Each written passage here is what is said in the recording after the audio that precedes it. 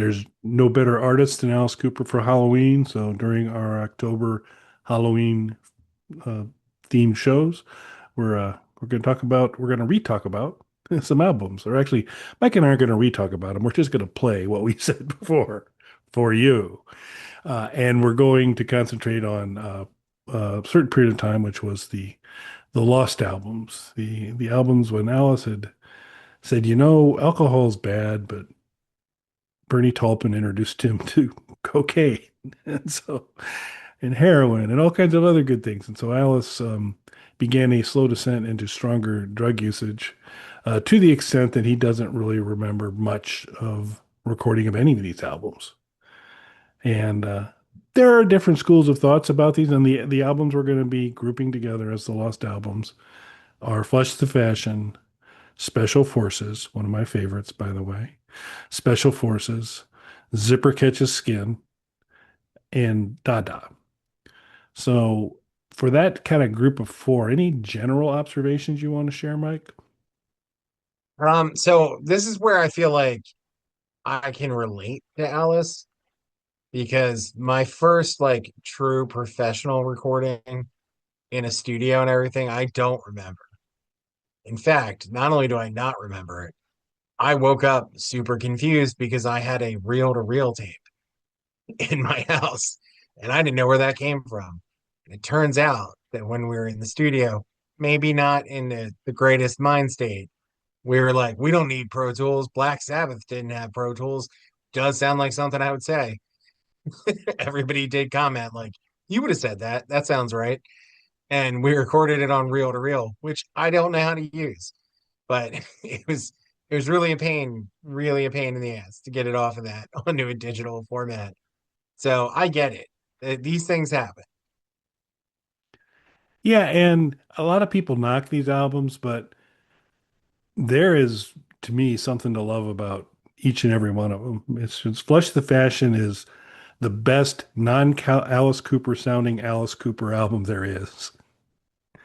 There's it is such a different kind of new wave vibe going on it, but slightly infected with Alice, but different, and things like Clones and Pain are on there. There's just some pretty great stuff. So good songs, and it's a short album, but a really enjoyable listen. And as I mentioned before, Special Forces is a favorite. Actually, those are the only two of these four that you ever hear songs played live. So you'll get Clones from Flush the Fashion. You'll get Who Do You Think We Are? He's actually kicking off at the beginning of shows right now with a combination of I'm Alice from The Road and Who Do You Think We Are? So it's Who Do You Think We Are first, and then I'm Alice. That's kind of makes sense. But Who Do You Think We Are is a great song. There's a lot of I enjoy another fun album for me. Zipper Catches Skin, of course, home of one of the greatest Alice Cooper songs ever, Zorro's Ascent, just priceless. And then Dada's also pretty great with I Love America and some other things there. So there was something for me pretty cool on each of these albums. Did uh, I know I know you're okay with Special Forces. You don't have the same level of love for Special Forces that I do. But any your thoughts on any of these four? So Clones is a song that I came to kind of late in my Alice Cooper fandom. And when I say kind of late, my dad introduced me to Alice Cooper. So very, very young age, I was listening to Alice Cooper. So he was just like the Alice Cooper group and Goes to Hell. Or not Goes to Hell, I'm sorry. The Alice Cooper group and Welcome to My Nightmare. That was really his thing. So I slowly started kind of penetrating deeper into the catalog as I went along. Um, so discovering different things. And I don't, I think it was actually probably a cover of Clones that I heard first and saw that it was credited to Alice Cooper. And I was like, what album is this on? And had to go and seek it out from there. And that's how I first got into these kind of lost albums of Alice Cooper. And you guys should, after you watch this, go back and watch all of our individual reviews. But I think Kelly and I are kind of on the same page that maybe these aren't the upper echelon of Alice stuff, but they're also not the worst. So I do think they're worth checking out. There's also, this is kind of a weird little thing. We've touched on a couple of times that Alice, even in his wilder days, the songs typically were fairly clean and there's very little profanity. We brought that up in our review of the Alice Cooper Group reunion album that just came out because that gets a couple of mild bad words in there and things. Dada, if I remember correctly, is the only time he says in a song on an album. Does he? Yeah, one of the songs on Dada, he says, Well, I know that there is, thanks for the editing opportunities, by the way. But "You're welcome." I know that during I Love America, there's a coda towards the end where he goes, I'll do most anything to make a buck. I love a waitress who loves to smile. They're the best guy. Hang on one second. I can actually, I don't remember which song it was, but I can look it up right now because it's the only Alice Cooper song on any of his streaming pages that is marked as explicit. And it's because he says, "F- and we actually talk about this in our review, which you guys are about to watch. Now, here's the thing. If you guys don't have enough time to sit and watch this lengthy video, what you should really do is play it anyway and just get up and walk away from it. Yeah, because the words Trust will me, float through your house and embed in the walls. And you'll pick it up subconsciously. Now I have to scroll through all the albums. There's so many Alice Cooper albums. Now I just want to go back and listen to a bunch of Alice Cooper. Enough's enough. oh, okay. I'll have to go back. I totally missed that. I know that there's a Alice likes to like on Muscle Love, really feeling sick, always hard explaining all these blisters on my nose. It's, and so he likes to kind of bring you right up to the word and then not say it. But apparently on Enough's Enough, so well, Enough's a pretty decent song on Fritada too. So It is. all right, well, So the line is go. So actually on Spotify, it also gives you the lyrics. The artists through their official pages, you can upload lyrics on here. So and he actually says it twice. The line is go and make a buck. huh? So and we do comment on that in the review because I think we both I definitely listened to Dada before, and I know that you had, and I don't remember that until we really sat down and pulled it apart for the review. And I think if I remember correctly, it did catch us both off guard because that's not typical of Alice. And even when he does kind of stray into a little bit edgier territory, some of that now he changes lyrics and things like that in his live performances. Yeah, which I get, but I just can't. So totally respect he wants to do it. That's fine, but on Be My Lover when he started to kind of add in. He stopped doing it, but in shows, if you want to be my lover, you better take me home. For a period of time, he was going and marry me. It was just like, There's a really weird thing where so anybody who's not familiar with the artist Prince, who has since passed away, he was known for very explicit lyrics. Now he was always very religious, which leads to some weird stuff on his albums, where there'll be a song about like faith and things like that, followed by a song about an orgy. So it does lead to some interesting dynamics on his records. Later in his life, though, he converted to becoming a Jehovah's Witness, which, if you're not familiar, they are not allowed to use profanity or talk about sex and things like that publicly. That created a really big problem when 90% of your catalog revolves around that kind of stuff. So he tried a little bit of that too, and it was a lot more awkward. Because there was a couple of songs that he knew fans just weren't going to let go of. A lot of songs he just cut and started pumping out new material that he could play or doing instrumentals and things like that. But there was a couple of songs like Get Off is a really popular one. That was a huge hit for him. Can't really do that as a Jehovah's Witness. So he changed the sex position references to scripture quotes and things. Real weird choices. And I remember just seeing people's faces like, just don't play that song. That's For appropriate use of scriptural references, allow me to recommend Tony O'Kay's Mars Needs Women because there he is accurately tying scripture to his lyrics. So you can check that out. Because Tony had a pretty hardcore Christian background to begin with. Then he got a little nihilist for a while, and then he kind of looped back at the end, and now he's back to more of that type of music, which is I like Grumpy Tonio quite a bit. So that's up good. But enjoy, folks. You got 4 reviews here in a row, as Mike mentioned. If you don't have time, no reason to hit stop. Just let it keep playing. Let it go. That's fine. Play all if you need to on the Alice Cooper playlist we have. If you want to make sure you don't miss a thing, again, feel free to walk away. We're open to it. So that said, it'll start off with Flush to Fashion and go through the other 4. Hope you enjoy. Hi, everybody, and welcome back to Squat Cobbler, number 26. I'm Kelly Toole at KELLYTHUL on Twitter. And I'm Mike at Official Pagan on just about everything. So it'll be interesting when you hear this track as what decision I made, because there are 2 intros to this episode. There's one where I actually get all the words out, and there's one where I don't. Fingers crossed that's the one you don't play. Or maybe it's a little Easter egg we can put at the end of the episode. But this week, we're back to talking about Alice Cooper albums, and we have, according to Wikipedia, who we know is the source of all truth in the universe, we officially begin Coke Alice with Flush the Fashion at this point officially. In time. So again, for anybody who's just jumping on, explain the Coke Years album. What does this encompass?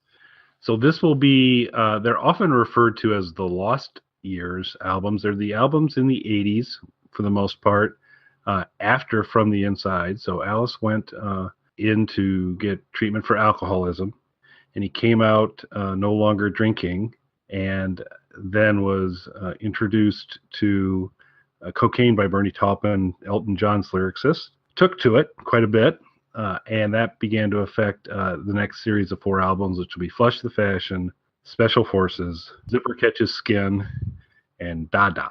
And so it was a fairly interesting way that Wikipedia referred to it. So I'm quoting Wikipedia, credit to them. Cooper had secretly developed a heavy addiction to cocaine, and unlike the following 3 albums, Cooper has some minor recollection, if not perfect, of making Flush the Fashion. So he kind of remembers this one, but the next 3, he's like, I don't know.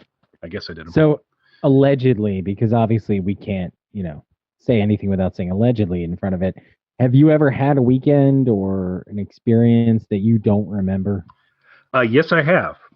Okay. And would you like to share a little bit of this hypothetical scenario with our eagerly awaiting listeners? So hypothetically, let's say you're in college. And hypothetically, let's say you go to Purdue University. You don't attend it, but you travel to it to visit friends who do. And you participate in a drinking game that requires when you lose, you have to take a shot. And let's say that shot is Southern Comfort. And let's say you lose, and they kind of jokingly, like, they had a glass, and they like did like a triple shot of Southern Comfort in the glass, and jokingly saying, "Oh, that's what you got to drink," and so you want to be a tough guy, so you indeed drink it all, and everybody is suitably impressed. So you continue to drink at that level, I guess, because shortly after that early decision, things get a little bleak. So there's a drinking game, clearly over imbibing on Southern Comfort, and then you wake up the next morning in a pair of shorts that you're not familiar with, in a cinder block room, and in a shirt you're not familiar with, and you look out the window and you say, "This looks like nothing I'm familiar with at all." You make your way out the door of the cinder block room, and you realize that you're in a girls' dormitory basement, and you then find a note your friend left that said, "Hey, we're up here." So you go up and you find him and his girlfriend, and they explain to you that during the evening you went from Purdue University to Franklin University, which is just south of Indianapolis, and spent part of the time running through a cornfield. So that was about it. Now, were you clothed running through this cornfield? I believe there was stumbling involved, so the clothing got fairly caked, and some of the Southern Comfort, I expect, at some point in time, decided it no longer wanted to be with me, and so I think there was a little bit of that to deal with. So I think I was a pretty big mess by the time I got there. So they were kind enough to kind of get me into somewhat clean clothing. And I just was trying to piece together if I had gotten so out of hand, they had kind of secluded me into a detention facility. But turns out, no, I just was goofy. So, how about you, Mike? Nope, never happened. So moving on to the album. No, my favorite non-recollection is actually a recording experience. One of the first albums that I worked on. I was very sick. We put a lot of time and preparation into recording this album, and this was before I started home recording or setting up my own studio and doing any of that kind of stuff. So we were actually renting studios. So a lot of money for us at the time. I believe it was like $6,000, which took us at that, again, this is a very long time ago. It took us a long time to get that together. This is one of my first like professional recording experiences. So we managed to cobble together this $6,000, and we were looking forward to, we booked the studio for an entire weekend, and we were going to sleep in the studio and do all this stuff. As it was getting close to that time, I got sick. So I started taking anything I could get my hands on to make sure that I was able to do this recording so we didn't lose our $6,000 that we had already dumped into this. Maybe in addition to all of the typical over-the-counter remedies I was taking, there were some other things I shouldn't have tried, but I thought they would help me get through the recording experience. I vaguely sort of remember going to the studio, and I definitely remember my alarm waking me up Monday morning to get ready for work. So when I got to work, I got a call from the other people that I was working with. They asked how the recording sounded. I told them I didn't have any CD or anything laying around. And when I got home, there was even then, it was old fashioned for back then, a reel to reel tape. Are you familiar with those? I am familiar with those. So I had no idea what was happening. It's according to the packaging, that was our recording, according to the notes on it. So we angrily went to the studio and we're like, what the hell is this? We paid for these, Pro Tools sessions and you get, a CD of this. And he was like, yeah, it's not what you guys wanted. And we're like, no, we remember we set all this up. He's like, yeah. And then you got here, you saw the reel to reel machine and you were like, we're recording on that. And I was like, I would never say that because I'm a big fan of technology. And I was like, I would never say anything like that. And the friend who was with me, who was in that band at the time, was like, yeah, he would never say that.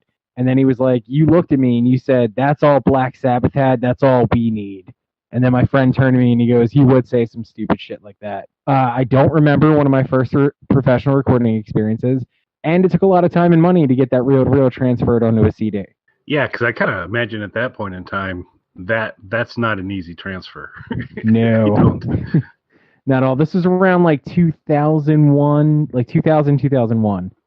So it was not easy to do, and we were stuck with what we had because it wasn't a digital file. We couldn't go back in and just fix up things. What we had was what we had. So luckily, most of it actually turned out. And I think if we recorded 7 or 8 songs or something like that, like 5 of them were actually usable and came out. So, but I don't remember any of that.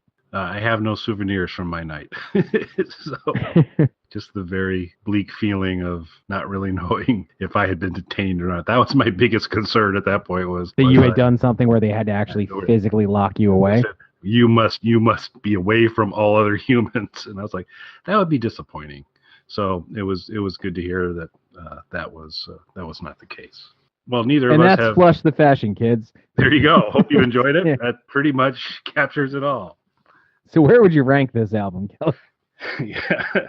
Oh boy. And I just thought about, we got to pick a Pat Boone song off of this. This will be interesting. This is an interesting album all the way around. So we will hear many different versions of Alice throughout the different albums. I think this is his hardest foray into new wave. Roy Thomas Baker produced this album. Roy Thomas Baker, of course, is producer of a lot of Queen albums and Cars albums, and I always refer to him as the albino Ozzy Osbourne. If you ever see a picture of him, he's an albino Ozzy Osbourne. And so you see some of his aesthetic reflected. So this is, if you crossed Alice Cooper with the Cars, you start to get a little bit of this sound, which is a unique place. And then Davy Johnson, John Stone rather, who was Elton John's guitarist, joined Alice on this, and actually, although a couple interesting things in that I think this album here has more covers on it than any Alice Cooper album. It has 3, and it actually, the first 2 songs on the album are covers actually. But the remainder of the songs were written by Alice and Davy Johnstone and Fred Mandel. Fred Mandel's a keyboard player, played keyboards on The Wall, the recording of The Wall, and then also began to work with Queen during kind of the hot space time frame and all of that. So kind of a different crew that he's working with here than no Bob Ezrin, no Michael Bruce, no Stronger. So we're not going to get a whole lot of guitar. We're going to get a lot more keyboards on this. And you kind of talked about the presence of those on the last album, but it comes back with a vengeance here. Well, it comes back in a slightly different form too, because now we're talking about a really different kind of record. As you said, this delves pretty heavily into new wave. What are your thoughts on new wave as a genre? So I never disliked it. I never had a deep abiding passion for new wave. I do think, some of the tenets of new wave around the songs tend to be a little more staccato, fast, repetitive, and clever. I don't mind any of that. I think it can wear thin over time. It was like, the Cars, who I think are a great example of a new wave band. I don't, if one of their songs comes on, I don't dislike it. I wouldn't turn the station. I wouldn't skip it if it was on a playlist, but it's not something that I relish. What's Mike's position on new wave? New wave is kind of weird to me because it's sort of this in between from punk rock to that sort of post-punk sound that now we would think of as more as goth music. So it's kind of like somewhere in between those two. So it kind of falls into this weird middle ground for me. I like the Cars. There's definitely a lot of Gary Newman stuff that would, be considered new wave.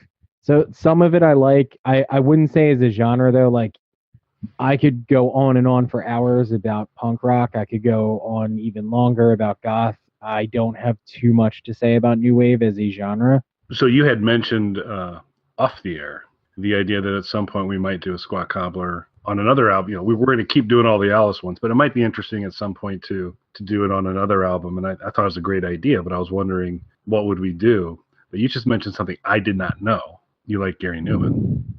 That might be an interesting catalog to pick something out of. Nice. We'll have to think about that. But yeah, I'm kind of with you. And that is, this kind of stays true to that. And I didn't really know how to process this, but so high school girlfriend, lovely lady, horrible taste in music.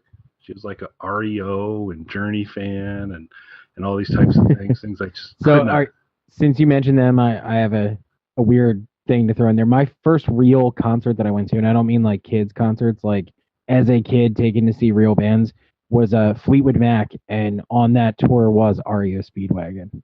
Yeah, they're from the Midwest. They're from actually Champaign, Illinois, not too far from me. I've really never cared for them at all. It was not. I didn't even know who they were. Like even as a kid, I knew who Fleetwood Mac was, but I did not know who REO Speedwagon was. They're like a lot of Bon Jovis to me. It's like they're a gaggle of Bon Jovis. A gaggle of Bon Jovis. That is something I would run away from. Yes, absolutely. So, as you might expect, I was always kind of promoting Alice as an awesome thing, and she was skeptical. But I loaned her my Flush the Fashion album, and the next day she came kind of running up, eyes wide open, going, "I love this album." And that gave me pause to say, no, I was excited. I was glad she liked it, and I like this album. But this is an album that can speak to a different audience than the traditional Alice Cooper fan, that's for sure. Yeah, it's funny that you say that as something that gives you pause. I remember, so I don't know if you're a Metallica fan or not. Fan would be strong. I kind of fall into the same thing. I don't necessarily dislike Metallica, but would not classify myself as a fan of them. I remember seeing an interview with someone, though, when they were talking about, and again, this really didn't affect me because I'm not a Metallica fan. When they sort of made that crossover from being a thrash band and then did their self-titled album, which broke through into mainstream music and had all that success for them.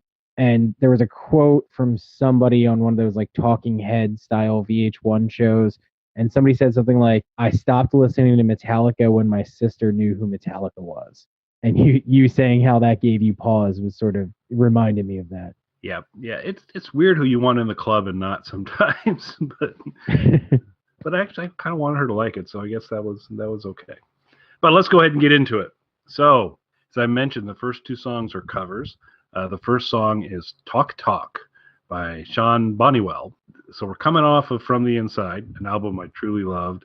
And so now we get Flush the Fashion, where you're hearing Alice is stripping down his sound, no frills. He's kind of going after it. So didn't know what to expect when I got the album. Talk Talk rolls out, and you got there's the Alice snarl or sneer. At least I don't know if it's so much a snarl, but a sneer. He sneers a lot in this album.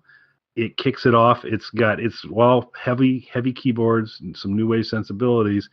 It's got a nice pace to it, and driving might be a little bit strong, but it's not a boppy little song. It's got some teeth to it, and I really enjoy Talk Talk as far as to start the album off in particular, and it works fantastically as a lead-in into the next song.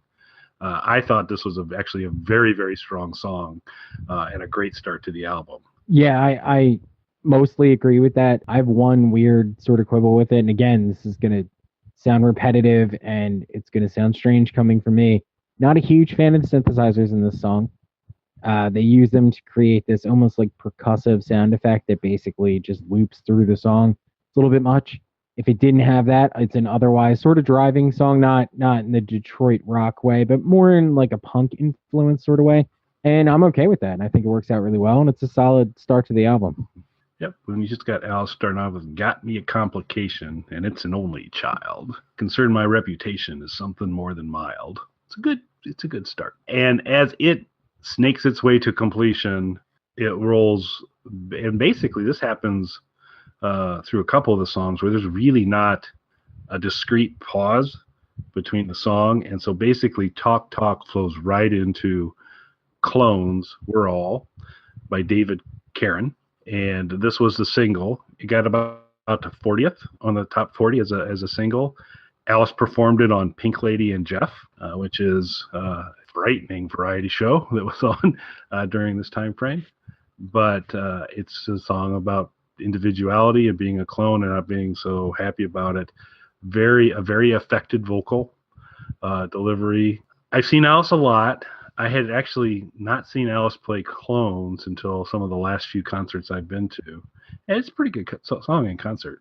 It is definitely very techy in its sound. What are your thoughts on Clones?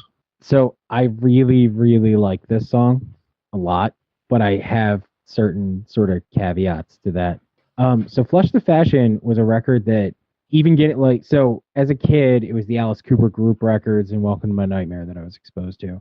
And then as I got older and started getting into my own stuff, that's when I delved into more of the solo catalog. It was a lot later that I really listened to Flush the Fashion. Like this was probably around, maybe not as late as Brutal Planet Dragontown, but like this was one of the last holdouts for me of an Alice record that I really hadn't delved into, at least until I was probably a teenager. I did know this song though, and it was actually mostly through covers of the song. Like that's what more got me interested in this album was covers of clones from other bands, and that made me check out Alice's version and eventually get into the whole album. I do have a slight issue with it, and since we already brought up Gary Newman, it sounds a lot like a Gary Newman song. Like a lot, maybe not like a specific song, but something that would fit into his catalog. Sonically, yeah. I think thematically to a certain degree as well. Yeah. The core message for me, Gary Newman's always a little more oblique in kind of his delivery. Where this one makes no bones about making it really clear to, hey, boy, I'm a clone. There are a lot of me. I'd like to be an individual, and I'm not an individual. And it's pretty straightforward and kind of hitting on all those notes. Where I think Gary in when he's hitting this kind of stuff. There's a greater subtlety to it, but I agree both sonically and kind of just at least as a theme, this could, with maybe some slight modifications, be on a Gary Newman album. So. Yeah, it's more like, so maybe I worded it a little incorrectly. It's more like somebody was listening to a lot of Gary Newman and then wrote this heavily influenced by it. If Alice and Gary had a baby, it would be Clones. So. Yeah, I do really like the song though. Yeah. I just feel like, and the whole, and I'm not sure how much you want to kind of talk about this, because you did kind of touch on how, it's obviously a different direction. It's more new wave oriented. I don't know the backstory as to why specifically he chose to go in this direction with this record. But when I listen to a song like this, and again, this is a song I really like and would at least be a strong contender for my playlist. I would have to question what specifically made him go in this more punk new wave direction with this record. And when I hear something like this, or at least his approach to it, because I know he didn't write the song, but the way that he approached it sonically, I have to think he was listening to Gary Newman and other similar artists. I would agree with that. Which is really where this album does disappoint me a little bit. For the first time, and there's been other times where we've both said that certain elements of albums felt a little contrived, like doing another ballad because the previous couple ballads did well and things like that. Things that are a little more polished, a little more calculated. This is the first time where I feel like maybe there's not enough originality on this album. Like, I feel like he was listening to a bunch of new wave bands and put together something that kind of sounds like those things, rather than incorporate that into his sound he was kind of following for the first time.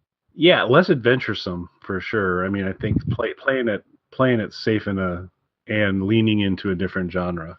So I can see that. Playing it safe and in my opinion, just kind of following what other people did, because he's definitely like he's branched out in other genres before, but really taken charge and made it his own thing. Whereas I feel like with this, he's just following in the footsteps. The album as a whole, following the footsteps of things that had already come out a couple years before this. And while I would agree with you, I think the next song is inconsistent with that point of view, because this is probably the most Alice-esque song on Flush the Fashion, Pain. Absolutely. As performed in the movie Roadie, which we've mentioned before. Road Rats is on Roadie from Lace and Whiskey. That is soundtrack music in Roadie. Pain is actually Alice performing Pain live. So Pain is a song about Alice being Pain. And I really like this song. I said it's the closest. It is the least new wave, most Alice Cooper song on this album. And I think it's a great kind of menacing song. I have my one quibble with it is, while it paints this wonderful waterfront of pain around, I'm the holes in your arms when you're feeling the shakes. I was the wound in the side when old Jesus prayed. As different lines there. Filthiest word on the vandalized grave. These are all strong. And that's all really good, and he's hitting on the notes. But then he also throws in, I'm the lump on your head when you step on the rake, which I just felt, as he was working through his pain Rolodex, it was like, I guess he's like, oh crap, I'm out. I need one more thing of pain. And he came up with that one. Yeah, that it's not his best lyric. What I personally, though, I agree with you. And I like Talk Talk, and I really like Clones, even though it kind of sounded like I didn't, because I was making the Gary Newman comparisons. Clones might be, it's at least a contender for my favorite song on this album and a contender for the playlist. Yet, this is the first time on this album that it sounds like an Alice Cooper album. Even though I liked what we've heard so far, this is the first time I'm like, okay, this is an Alice Cooper album. I'd agree, and then he fixes that, because then we swing into Leather Boots, which is the third. So on the first side, and we're now 4 songs deep, and 3 of them have been covers. That ends now. The rest of the stuff's by Alice, Davy Johnstone, and Fred Mendel, except for one song that's Alice and someone else. But Leather Boots is by Jeff Weston. And so this gets back to, we've had a little bit of rockabilly from Alice before, different versions. I think this is kind of like his most successful foray into that space, but it's this very strange hybrid of new wave rockabilly. And it's basically the story of a guy being oppressed These people had leather boots, giving them trouble. He finds a dead cop, takes the leather boots, and starts to be the bad guy himself. I like the song, again, but it gets back to if we just came out of pain going like, Alice is back, I get it. Then it's like, oh, Alice is kind of back now to the other thing. Yeah, I don't like this song. And it's not even so much the song, it's the effect that you just mentioned. So with Pain, it's a solid Alice Cooper song. It's what you expect from an Alice Cooper song. It's a good song, it's a memorable song. Again, like Talk Talk, really like Clones, but Pain kind of put this album back on track. Leather Boots completely knocks it off track. And it's weird because it, like you said, it's sort of like a new wave artist doing a rockabilly song, and he's not either of those. So it's almost like when you're watching a movie and the actor in the movie is playing a character who's an actor in a movie in a movie. That's kind of the way I feel when I listen to this. And we mentioned the last album we reviewed, From the Inside, Flo and Eddie, who are true tremendous vocalists, were a heavy, possibly too heavy presence in From the Inside. They're also very active on Flush the Fashion, and you see them in full force on this track in particular. But I was going to kind of save this for the wrap up when we were kind of talking about them in general, but I'll kind of throw it out now. This is a difficult album for me because while as we kind of go through, there's like, there's just some things that aren't quite doing it right. Boy, I will pull this out and play it. And when I play it, I never even slightly entertain skipping anything because I find it an enjoyable album to listen to. I don't find it a spectacular, awe-inspiring album to listen to, but it's a cotton candy album to a degree. I enjoy it, but it's just very different, very quirky. I think you kind of just hit on something that's really important that I hadn't thought of before. This album's short. It's got a bunch. I don't think it even cracks 30 minutes, and it's 10 songs. It's got a bunch of cover songs on it or songs he didn't write, and it's almost like this is sort of fast food. Yeah. In fact, Leather Boots is 1 minute 36 seconds. Yeah. So it's a 90-second song, basically.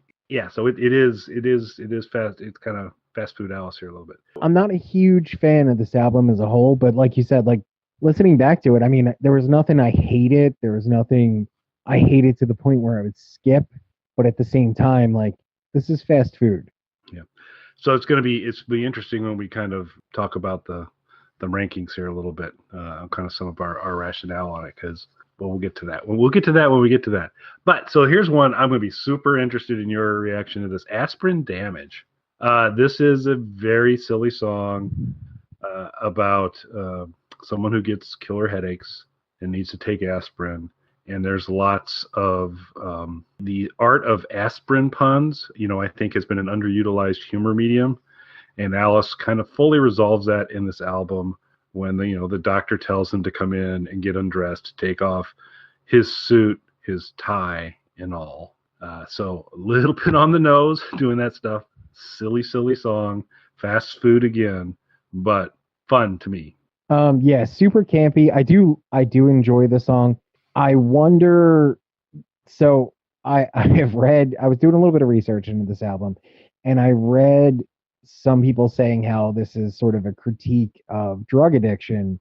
I'm not sure the song really has that. I get it, but I'm not sure it's really that deep. It might just be aspirin puns. Yeah, I think it's aspirin puns and him going like, wow, wait a second. I find myself shaken by the medication taken. Oh yeah, that's a good lyric. I need to fit that into something.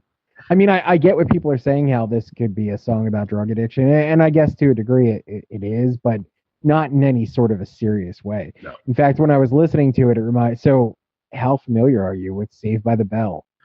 So I know that it was the proving ground for an actress that's in one of your favorite movies, but I would have to say that I have never made it through an entire episode of that show.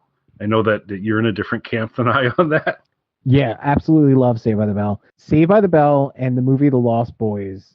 My friend Chris from the band Punishment and I will literally for hours try and stump each other with weird, bizarre, obscure trivia, quotes, anything from these shows.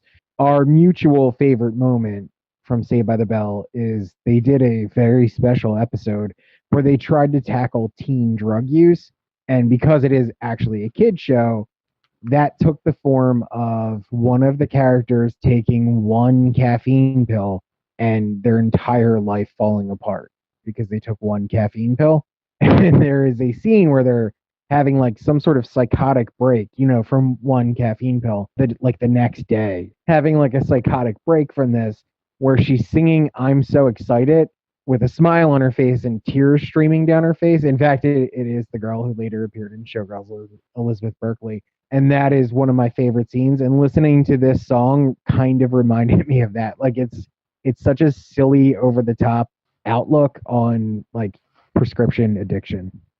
Yeah, I Like like the song. yeah, I like the song, but if there was, and like I said, it reminded me of that when I listened to it. And then doing the research, I did read things that people wrote about how, this is him talking about addiction and things like that.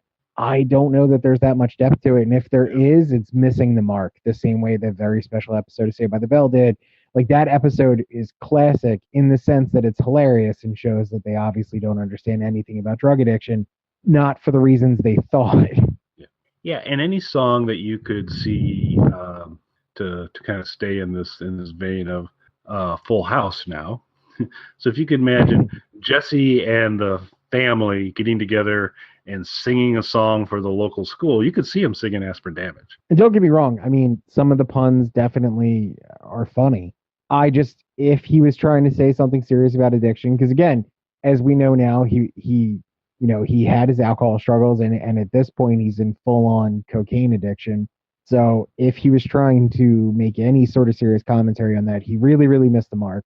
But personally, I just don't think it's that deep. I think he was just making aspirin puns. I do like the song, though. And that Inside One, who I think we talked about it longer than it runs. So it was, yeah, I was thinking this is a quick that. album. Yeah, this album doesn't even crack 30 minutes, and we're probably at 30 minutes now. Yeah, outside of Pain, which is clocks in just over 4 minutes. Every song is 3 minutes or less, and there's several 2-minute songs in here. It's a quick little listen. Side 2 begins with Nuclear Infected. When he's happy, he glows yellow. When he's sad, he glows blue, and he glows red hot when he's in bed with you. This kind of falls into, it's fast food.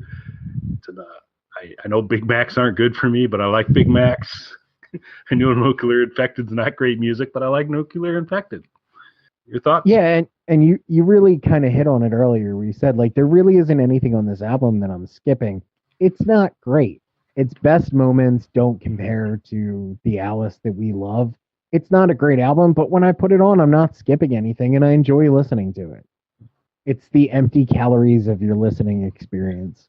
So at least we get to me what would be a McDonald's salad on the next track. So we get a couple more of these. So Grim Facts becomes the next song on there. And this is Alice outlining a bunch of dismal situations with, we don't get, okay, we're not going to get any of the kind of Detroit rock in this, but this song kind of plods along with a little bit of punch to it. It doesn't have the cuteness of Aspirin Damage or Nuclear Infected, and it's closer to Pain in terms of kind of the tonality of it. And it's kind of a loping song, but it's got at least a nice little drive to it. Yeah, we're definitely feeling, it definitely has the feel more of an Alice song again, similar to Pain. Not as much as Pain, I would say, but in a similar vein, we're getting back to Alice again. And he sticks around for the next song, which is Model Citizen, which is, again, probably a bit on the nose, but it's this idea of everybody thinks I'm a model citizen, but yeah, I've got you all fooled. I'm a model citizen. And the background chorus, he's an ultra sweetie guy and a master of disguise. So it's a little bit of Alice like putting his hand up to his mouth and turning to the side and telling us, hey, they think I'm a model citizen, but I'm not. In this whole album, this has, to me, one of my absolute favorite Alice Cooper moments. In that he continues to sings the song. At some point he goes, they want to kill me slow and bury me deep in the heart of Texas is the lyric. But when he sings it, it's Alice going, they want to kill me slow and bury me deep. And then when they do In the Heart of Texas, it is sung in the heart of Texas mode. And it's just such a great little moment. Just hits just perfect. That makes this song for me. Yeah, I enjoy that moment. I would say thematically, you could kind of link this to Clones a little bit. I can see that. It's also one of the rare references to Sammy Davis that occurs because he talks about being personal friends with Sammy Davis professionally. Yeah, because it's got a little bit of Alice edge to it, but then it's got a little bit of the kind of Clones, new edge, new wave mojo kind of thing going on as well. We go to Dance Yourself to Death, which is Alice's parents. So this is somewhat of a if Alice might have been listening to Gary Newman as he put Clones together, he might have pulled out Cheap Trick for Dance Yourself to Death because it's kind of the same theme of surrender about parents that aren't acting their age. Alice's parents in this song are not acting their age, and he hopes they dance themselves to death. I agree with your Cheap Trick reference. It wasn't something that I put together when I was re-listening to the album, but I completely agree with that. Yeah. Again, a nice song. There's a Devo shout out in it, which is again kind of interesting. Basically, a song about Alice hoping his parents dance themselves to death, and they don't sound like good people. So I'll support Alice on that. And then There you finally, go. Kelly supports killing your parents, kids. I support Alice killing his parents who dress like Devo. It's a slightly narrower approval. I feel like we've all had those moments though where we dressed up like Devo. I would hope so. I mean, I think that's such a natural rite of passage. Finally, headlines. Ironically, as the title ends the album. Of all the songs on this, like I said, there isn't a skip for me on this. I enjoy listening to it. I get to headlines and I at least twitch for a second, or I'm going like, do I want to make it all the way through this or not? But I have to because headlines towards the end, there's a line that says, "Keep my sidewalk status star bright." So kind of the Hollywood stars. Keep my sidewalk status star bright. Feel free to walk on me tonight. And then Alice, in full Alice mode, goes, "Just don't spit on me." I like to stick around for the song to hear that because I think it's a nice moment.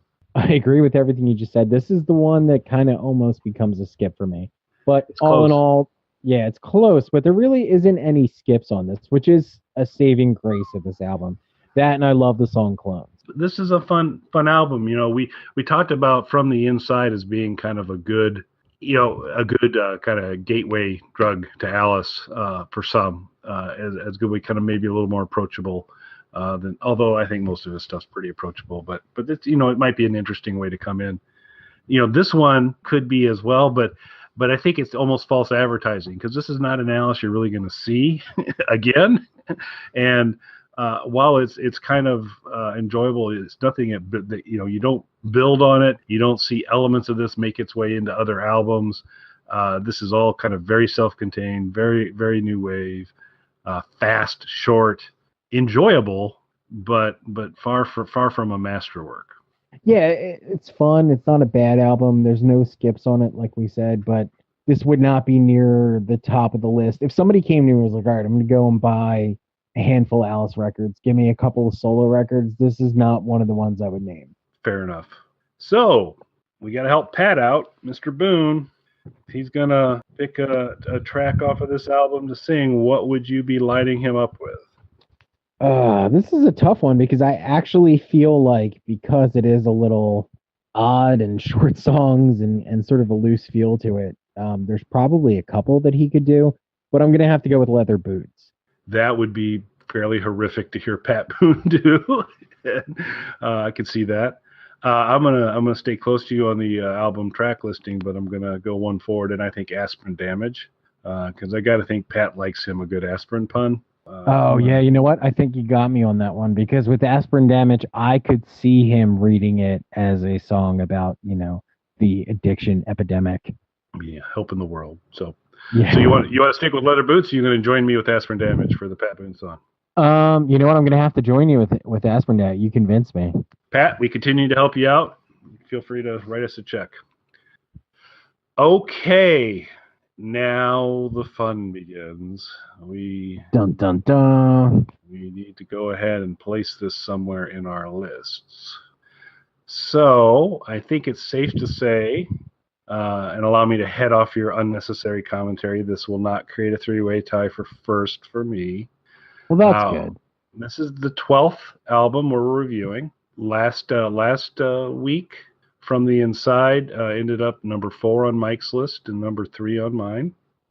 And I'll just do a speed list of your list, Mike, and then you can kind of tell me where you want to drop it. So Mike's list to date: number 1, Love It to Death, $1 Billion Babies, Killer, From the Inside, School's Out, Welcome to My Nightmare, Muscle of Love, Lace and Whiskey, Alice Cooper Goes to Hell, Easy Action, and Pretty's for You. So I don't think anything, maybe nothing, but certainly nothing up until this point is giving Easy Action and Pretty's for You a run for the bottom. Nope. I actually like this a little bit better than Goes to Hell. I think it's weirdly more focused than Lace and Whiskey, because Lace and Whiskey was something that was purported to be a concept album, but it isn't really. So it's probably a little more focused than that. So the real question for me is, do I like this record better than Muscle of Love? So that's something that I got to kind of wrestle with here. And I really love Clones, and Pain is a good song, but I think for right now, it's going to go under Muscle of Love. Above Lace and Whiskey, but under Muscle of Love. So that'll be landing number 8 on Mike's list.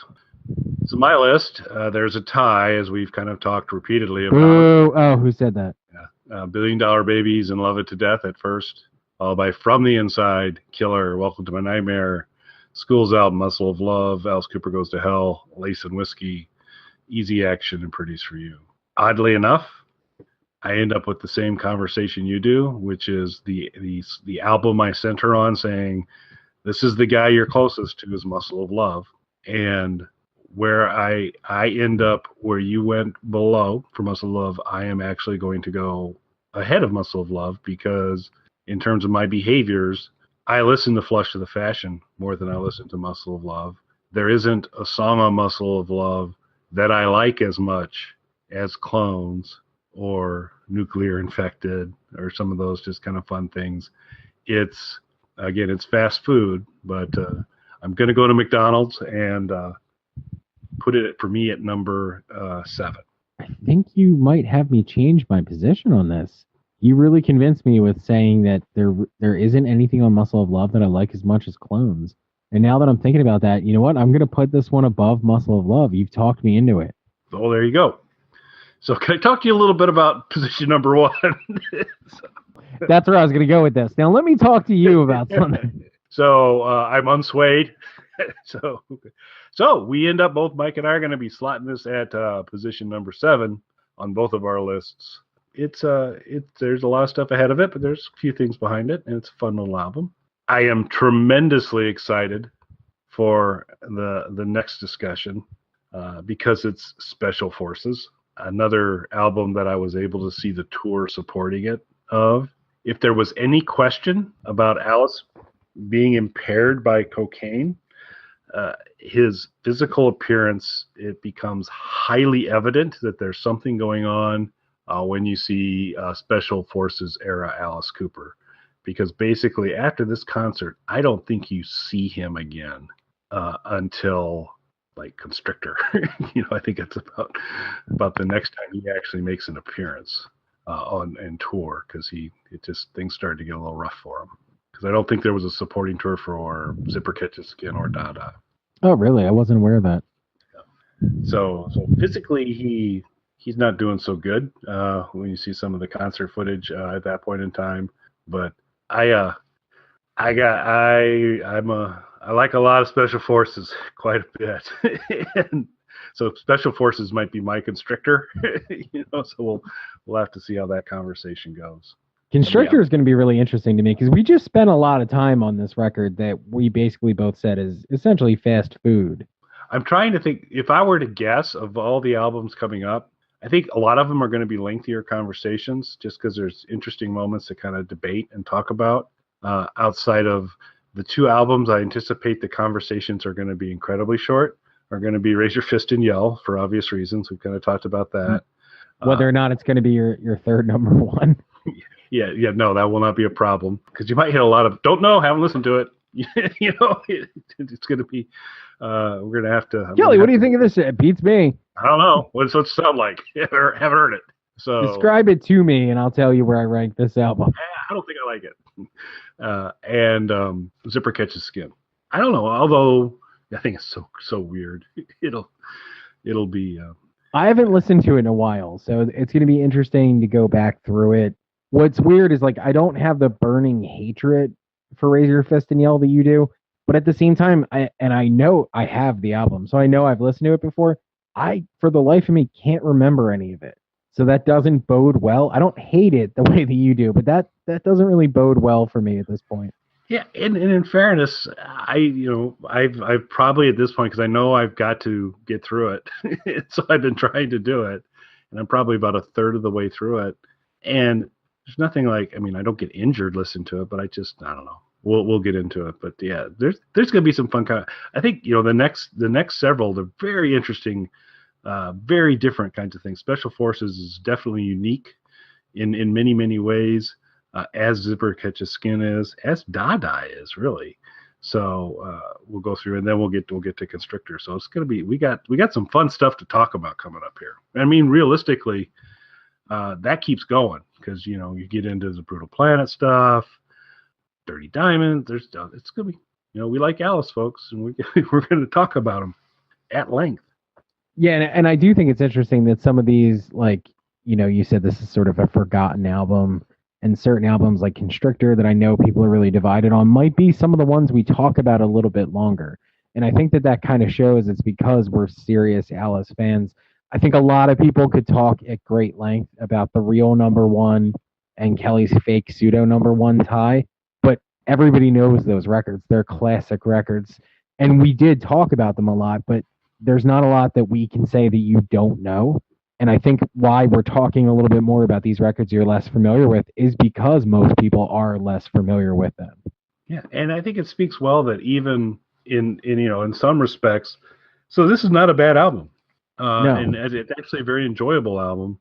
But there's an overarching body of work here that there's going to be just tons of crap above it because there's just like so much really good stuff. And so when you get something that for many other artists might be, hey, that's pretty good addition to your catalog, for Alice it's like, yeah, it's there, but there's a lot of stuff that's better. So right. And the real and listening to it back, like Pain I really enjoyed, and I kind of forgot liking that song, and the Aspirin song was cool, but the song that really stuck out was Clones, and that's still my favorite on this album. All right. Well, Mike and I will be back doing the regular Squat Cobbler recommendation on the next cycle. And then after that, mark your calendars when we talk about Special Forces coming up. And really, you should do the math in your head, figure out when we're going to get to Raise Your Fist and Yell. I'm sensing like a 6-hour episode coming. By the way, anyone listening who would like to be faux Kelly for that episode and join and have Mike refer to you as Kelly through the entire podcast and ask Stunt you Kelly? Stunt Kelly. Yeah, we'll do Stunt Kelly. If you want to come in and just be me for the Raise Your Fist and Yell with me, we will totally take you up on that. All right, so here's the thing though. I think this is a pretty cool idea, but if we bring in a Stunt Kelly for just that episode, are you willing to accept where they rank Raise Your Fist and Yell on your list? Only if they put it down just above Easy Action. So, like, what if it's like high in there? Because we might get a Stunt Kelly who loves Raise Your Fist and Yell. Oh, they're just like, I fell in love from the artwork, yes, and then when I put the album on, my life was changed. I would not be able to live with myself to have Raise Your Fist and Yell in the upper echelons of my rankings. And so if I have to, if we use a Stunt Kelly and I have to accept their placement, then I'm going to really have to think long and hard about it. But I either have to have full confidence. See, the problem is no one likes me. And so if someone comes in to do this, they will tell me, oh yeah, sure, I'll put it down really low. And then they're going to come in and they're going to stick it to me. And they're going to be like, don't worry. You still have your tie at number 2. Yes. And it'll be, you got Raise Your Fist and Yell titles from the inside, and I'll be bitter. So we'll see. But I think it would be nice to have a Stunt Kelly for one, only if there's a Stunt Mike for another album. Oh no, I would never let anybody else mess with my rankings. I'd have a hard time. I'd have a hard time in general, but I definitely have a very hard time with Raise Your Fist and Yell. And honestly, like I don't think there's an album coming. And again, this might change as we get closer to something. But off the top of my head, I don't think there's an album coming up that I hate to the degree that you hate Raise Your Fist and Yell. Yeah, which again, without justification, I can't. It's I don't know what's going on with it, but I got a huge issue with it. But well, again, to be fair, like I don't really remember much about the record, which for an artist like Alice could be considered worse than saying it was a bad record. maybe instead of Stunt Kelly, I have a spokesperson, so I'll have someone join and I will have them comment for me, and then I can offer the ranking at the end.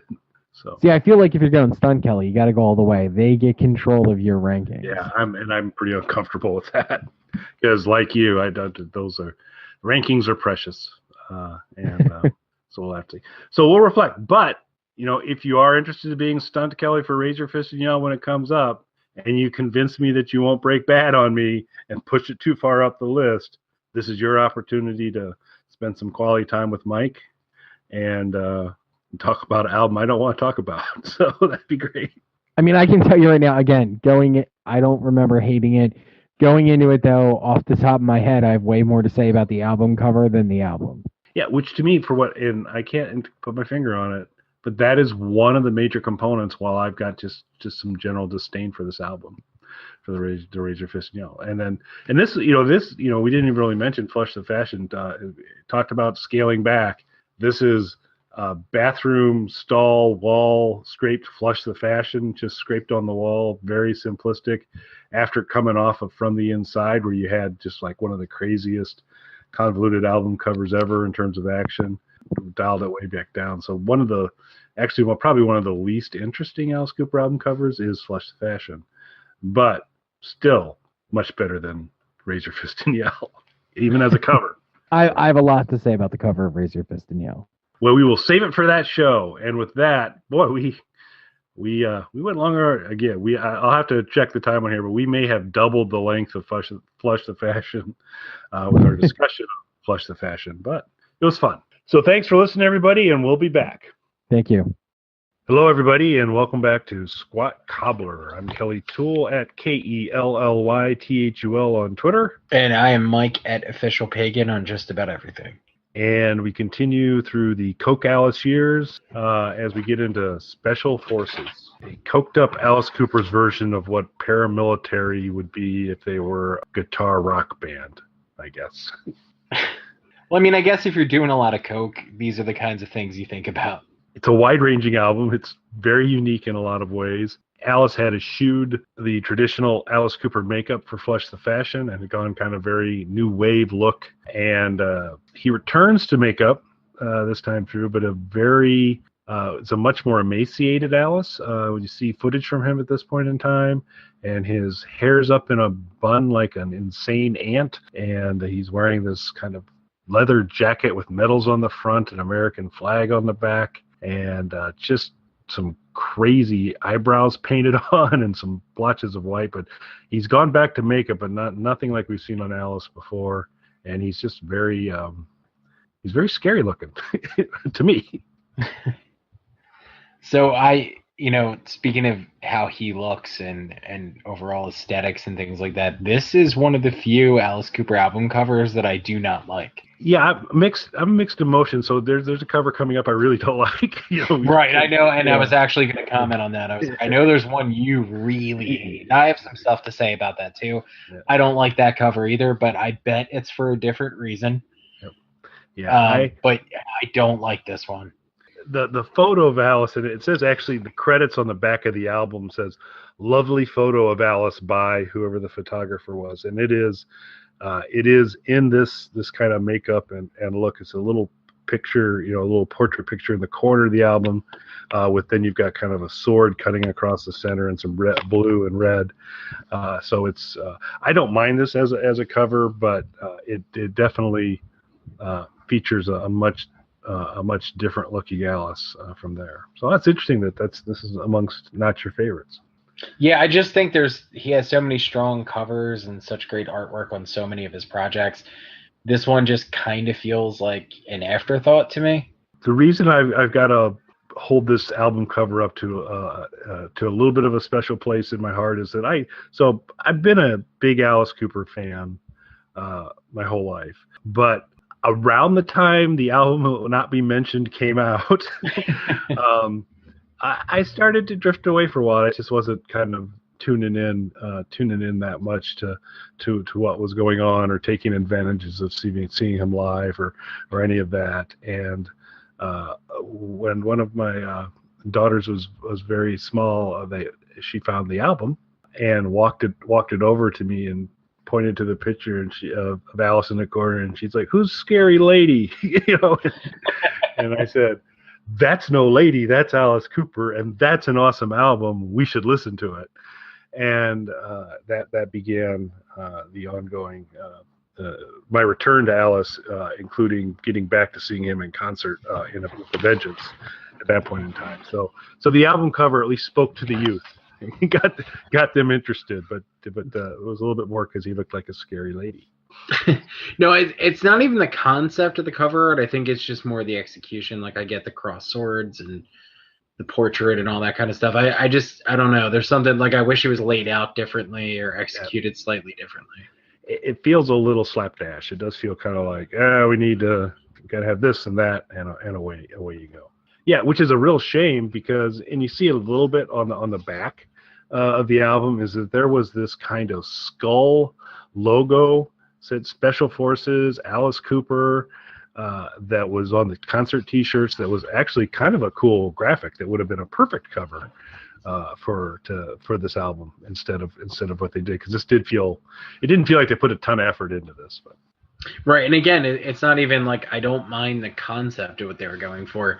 I just wish they'd taken a little more time with it. And I'm not saying it has to be, from the inside again, but they could have taken a little bit more time with it and given us something a little better than this.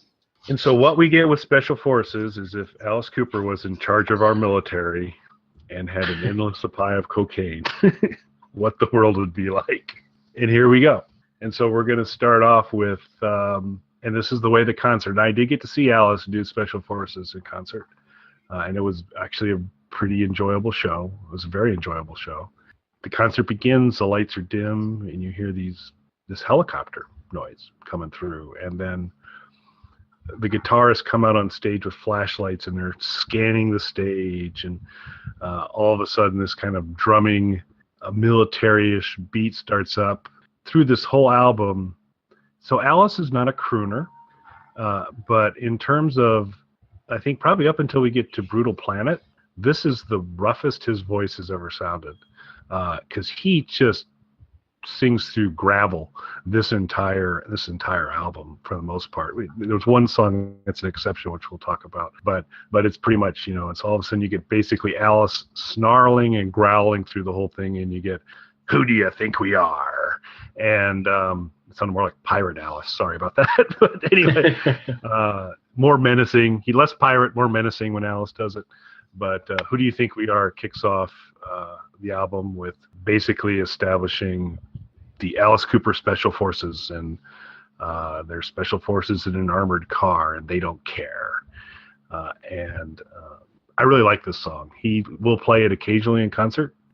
This is actually one of the few Alice songs that the album version to me is equal to or better than typically when he does a song live, it's always like a +5 better than the album. And that's something that we've discussed a few times doing these. Yeah, this is one that actually the studio recording of it holds up really, really strong, and it actually, even as cool a song as much as I like it, it's not the greatest live song in the world, but it's definitely a driving one. But I'm a big fan of "Who Do You Think We Are." I think it's a great way to start off the album. I agree. I think it's a good song. I think it's a strong start to the album. Overall, this album, and I'll just get this out of the way now so it doesn't get repetitive saying it song after song, there's a good amount of energy to this album, but it's a different kind of energy. It's not that solid foundation driving rock that the classic Alice Cooper group records had. It's more of like a twitchy, nervous energy, which now makes a lot more sense knowing the backstory of how it was recorded. Yeah, I think it's a great point because this album does not lack energy. There's no doubt about it. I mean, it hammers through, and even the ones that aren't necessarily as driving as Who Do You Think We Are, there's still this energy behind it. But it is not the steamroller of a Killer or Love It to Death. It's a different vibe. Yeah, and it's energetic and it's driving, but it's not that steady, solid. Steamroller is a great analogy that you used of the classic Alice Cooper group records. It's something really different. And when I was listening to it, I actually I'll take notes and things like that. I wrote nervous energy on it. That's what it reminded me of. Somebody who's really nervous and kind of amped up and bouncing off the walls, which again plays into it being the Coke years. Yep, absolutely. And that maybe that affects the next choice, which is now 7 and 7 is Arthur Lee song that with the chorus bip bip bip bip yeah. Again, Alice in full snarl mode through there. Another driving song. Again, the pace is set here early, and these are two really strong, good songs. Not songs that would fit in the pantheon of the greatest Alice Cooper songs anyway, but two very solid, quick-moving, powerful songs. This one's a cover, 7 and 7 is. And I enjoy it. Yeah, it's another solid song, not a classic song by any stretch of the imagination. I did know that it was a cover, but to the best of my knowledge, I've never heard the original, so I feel like I can't compare the two. Although overall, I think we both agree that Alice does really good covers. Yeah, absolutely, and I think I have heard the original 7 and 7 is. I do like this version better, Alice's version better, but that's typically going to happen for most of Alice's covers there. Right. So then we move on to Prettiest Cop on the Block, where Davy Johnstone, Elton John's guitarist, makes a reappearance in terms of a songwriting credit. And Prettiest Cop on the Block, which is, there's been a couple times in previous, it happened on Lace and Whiskey, where, Alice never enters like full Weird Al Yankovic territory, but occasionally always has humor. There's a lot of humor in the songs. And every once in a while, the humor goes from kind of clever to approaching kind of silly. Prettiest Cop on the Block is, again, he's a snarling away through the whole song. But towards the end of it, he goes, but I'm pretty, but I'm mean, but I'm pretty, but I'm mean. And it's cute and it's funny, but it feels a little on the nose. But it's a pretty cool song, and it's about him being this apparently gigantically large, mean, muscly cop who dresses up as a prostitute to try and entrap people, and it seems unlikely, but he declares himself the prettiest cop on the block. Yeah, I think you really kind of hit it there. It's a little on the nose. I would even say it's kind of campy. Campy's a good word, because I think, and that happens on a couple of these songs, is that it gets into the camp a little bit more, and this is definitely one. It's redeemed by the fact that it again drives pretty hard, and it's good. There is a little synthesizer presence and all that, so it's not the Detroit rock stuff, but it is driving. All of this stuff has more edge than Flush the Fashion did in terms absolutely. This is a pretty rock oriented record. I mean, there's definitely some new wave elements and some other things here and there, but it's overall more of a straightforward rock record than Flush the Fashion was. Next up, one of my favorites on this album is Don't Talk Old to Me. Again, like the previous songs, another big driving song. This has got a lot of staccato drum to it. It's really moving along, and I have a hard time not liking a song that includes the lyric, "Don't shake that finger in my face no more, because I might bite it off and spit it on the floor," which I think is done again in full Alice snarl, so very menacing. But it's the premise of the song is what you think. It's about don't talk old to me, and he's definitely serious about it. In fact, towards the end he says, "That's the last time I'm going to say please," which I found a little ironic, because basically if I listen to the song, he never says please in the song. So it was the first and last time he says please in there, but he definitely doesn't want you talking old to him. But I enjoy it. It approaches camp. I wouldn't say it's as campy as Prettiest Cop on the Block. It's got a little bit of that to it, but I actually really enjoy this song. It is cotton candy. It is not a classic, but it makes me smile every time I hear it. Yeah, you could definitely say it kind of approaches camp a little bit. And one of the things, going back to Prettiest Cop on the Block, one of the things that I do think redeems that song is it is meant to be funny.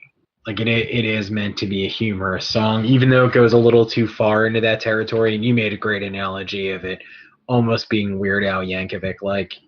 But this doesn't go nearly that far. It has a great lyric in it with the line that you quoted. Kind of reminds me of I'll Bite Your Face Off from Welcome to My Nightmare, the second one, as far as the lyrical approach. Yeah, I would agree. I think I'll Bite Your Face Off I like better. I definitely like I'll Bite Your Face Off better. And I just think it's a more mature, non-coked Alice at this point in time. Maybe that's why. But it's a similar type of energy, a similar type of message, I guess, but done better. Yep. And now we get what is, I believe, depending how we want to count it, this is, I think you could say, the fourth appearance of Generation Landslide, because we had Generation Landslide on Billion Dollar Babies, and then it was on the Alice Cooper Show, the live album, which we had not talked about because we're going to talk about the live album separately. There was an Alice Cooper's Greatest Hits that was put out that was basically capturing all the Alice Cooper Group songs, and it, of course, was there. So that was the third appearance of it. And now here becomes the fourth appearance of Generation Landslide. Actually, on this album entitled Generation Landslide 81, because there's an additional set of lyrics added at the end of this song that feel pretty tacked on to me. And this was a live recording of Generation Landslide. So head scratcher on kind of multiple fronts. Don't know why, don't exactly know why it's included. It feels like it's just trying to fill the album out, and why it's a live cut. And it's Generation Landslide. It's a good song. I don't think the new lyrics added at the end are particularly profound or a great addition to what was already a very, very strong lyrical song. So, I mean, I can't dislike Generation Landslide, but it is a bit of an irritant to me on this album because I don't know why it's there. It's just a little confusing, and it's great. It's a good song, so I'm okay with it. But I just don't really quite understand why it's there. It definitely feels out of place here. I'm okay with, adding live songs as bonus tracks and things like that. And in fact, I love live albums, and I like compilations as well, and songs that'll mix together live tracks and different things like that. But this isn't a compilation. This is a new studio album. So that makes, for me, this kind of falls immediately into, at best, a bonus track, at worst, just filler to pad the album out. And I don't have the running time in front of me, but I know it's not like this isn't a particularly long album. I want to say it was like 35 minutes or somewhere around there. So this definitely feels like it's just padding. What makes it weird to me, okay, if you're going to call it Generation Landslide 81 and it does have those alternate lyrics at the end, then do a studio version of it. If you want to rework the song, it's the fact that it's a live recording that takes it from bonus track to just filler to me. And then what makes it really odd is its positioning of sticking it right in the middle of the album. If this was at the end, I'd be a lot more forgiving of it. Yeah, I agree, because it's just a weird spot. Yeah, if this was at the end of the record and still a live recording, but at the end of the record, I'd be like, okay, it's just a bonus track to kind of pad out the record a little bit, give you a little extra bang for your buck. That's fine. But this is right in the middle. It's just a live version of the song with some alternate lyrics at the end. It's when you're on coke, you make these decisions, I guess. Yes, indeed. So that ends side one. We move over to side two. And so everything's been pretty driving so far.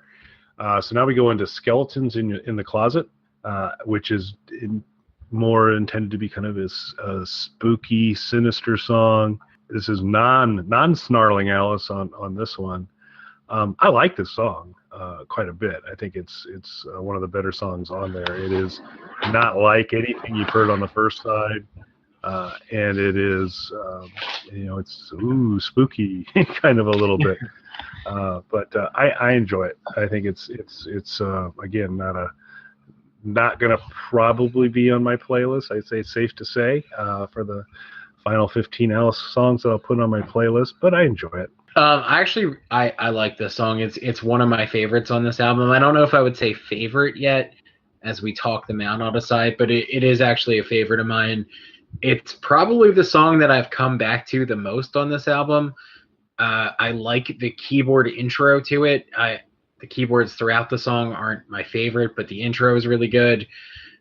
It does kind of have a feel of almost something that you would get on one of those Halloween compilation CDs from your local party store.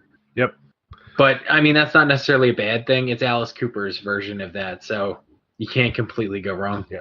It's cooled up because it's Alice and doing it, but it kind of fits a little more in the spirit of that, and it is kind of a holiday album feel to it for Halloween.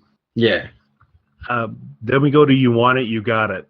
For me, this song doesn't distinguish itself much for me one way or another. It moves along at an okay pace. It's got a similar feel to some of the earlier songs on the album. I don't dislike it, but kind of the best I can say is it's okay for me. Yeah, this is one of the weaker spots for me. It doesn't really have much in the way of lyrics. And again, one of the things that we like about Alice overall is his songwriting, and we like his lyrics, as we've discussed before. And this just doesn't have a lot to keep your interest in it, which is weird to say about an Alice Cooper song. And it also, at this point, and re-listening to it, this happened to me.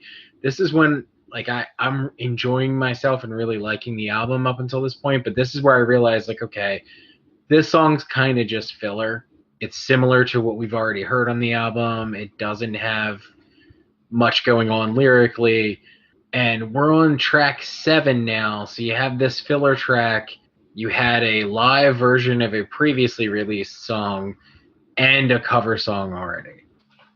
And I feel like when you go back and look at the record in those terms, like, it starts to kind of not hold up as well to me. Yeah, this is going to be a tough one when I rank it, because as we're going through here, it's hard to say, boy, this is an amazing song. This is an amazing song. There's something about this collection of songs that I do find kind of endearing, and I really do enjoy. But it's not because there are these incredible moments. But it's just, there's just something about it collectively. And this is where I was like, so when we get to the rankings, where I'm struggling mightily, because I will put this album. This is one of the Alice albums I listen to the most. And so that's where I'm struggling. It's like, wow, I make this choice often in terms of what I want to listen to. And it's things, because Who Do You Think We Are is super cool. Don't Talk Old to Me, we've come through, and there's a couple more things coming up here. But then you do, I tend to skip through Generation Landslide. Right. And that's the thing. Like, listening to this album as a whole, I really like it. If I were to listen to the individual songs, there's honestly not anything on here that's that strong. Like, nothing on here would even be considered, honestly, for my playlist. But I do like it as a whole. Like, I can put on the album and listen to the whole album. But then when I really get critical of it, it becomes, okay, we're on track number 7. This song's kind of filler. We have a live version of Generation Landslide that's definitely filler. And we have a cover song. And it's not that I don't like the cover song. It's just, all right, we're only 7 songs in so far, and barely more than half of them are actual, like, real songs. Fair point.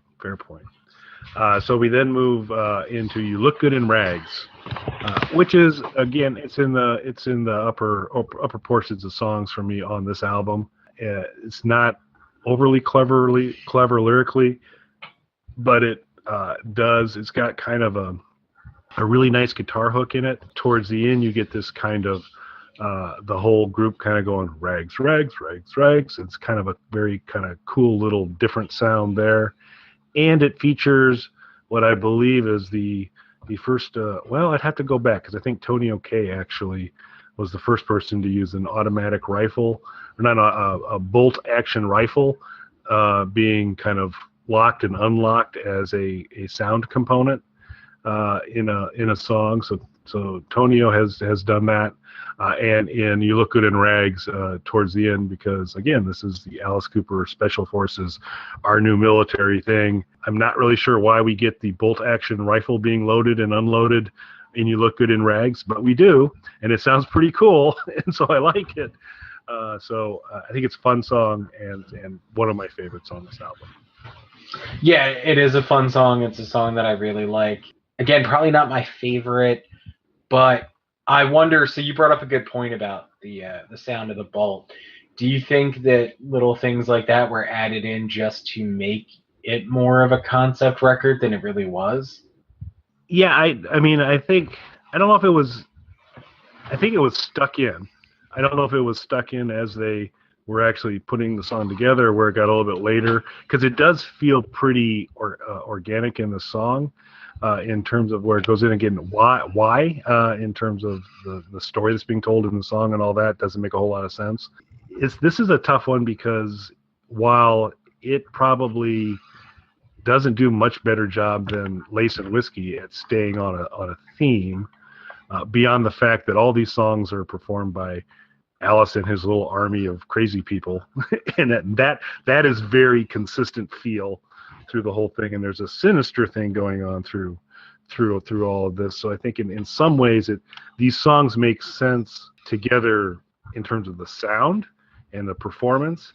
I think there's not really any sort of thread of a story or things there. So I do think that they probably were looking for opportunities where they could kind of tap into, hey, here's Alice, the amazing military leader.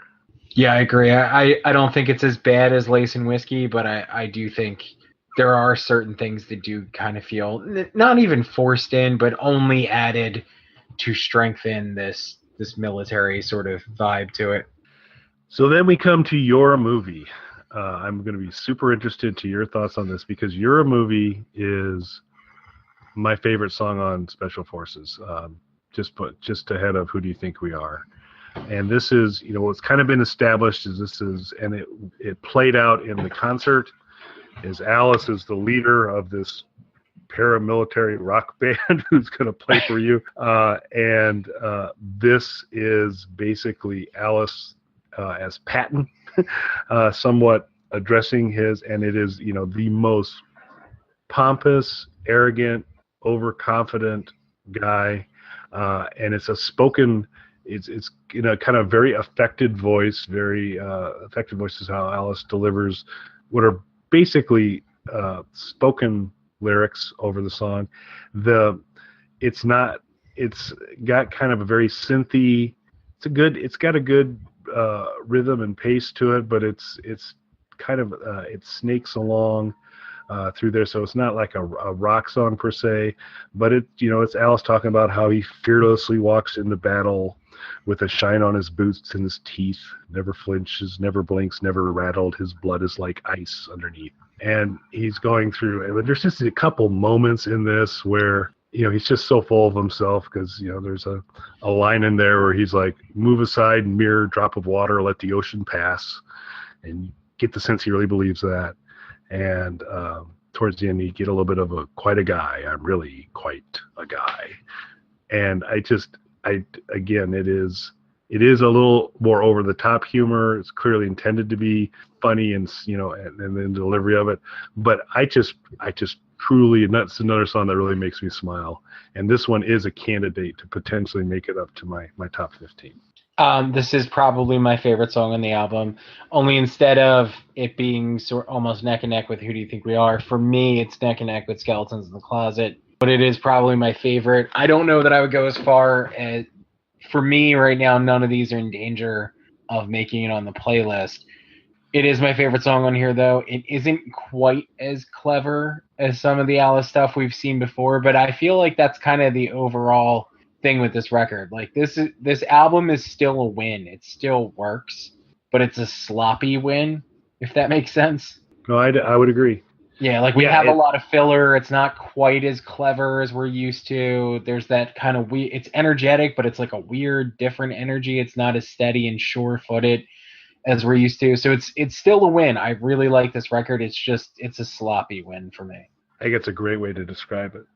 because it wraps up at the end with Vicious Rumors, which feels like it could have been on Flush the Fashion, because I think we're getting back into a little bit more of the Thomas Baker synth work. There's still some very strong guitar stuff in here. Dwayne Hitchings co-wrote a vast majority of this album with Alice, and there's a guitar riff in this that he was particularly proud of, that he worked into the show every place he could, even when they weren't doing the song Vicious Rumors. It's a nice little lick. It's pretty cool, but it's back to, again, kind of that driving, a little more back to the military stuff, and kind of painting a little bit of the picture of that.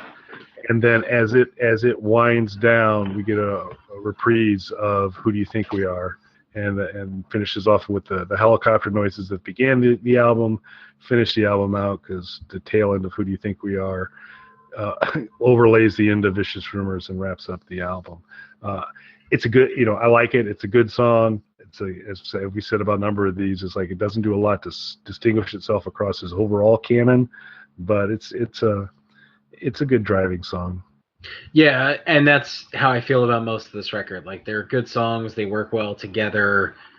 For me, none of this is going on the playlist, just spoiler alert for anybody. In fact, I don't even know that I would personally give serious consideration to any of them. A little bit to Your Movie, a little bit to Skeletons in the Closet, but the way that it's going right now, thinking about my playlist, they don't stand a chance of making it on there. Still, though, I like this record. Yeah, and then what's not on there, so if you bought the vinyl when it came out, on the back cover it listed all the songs, and we've gone through 10 songs.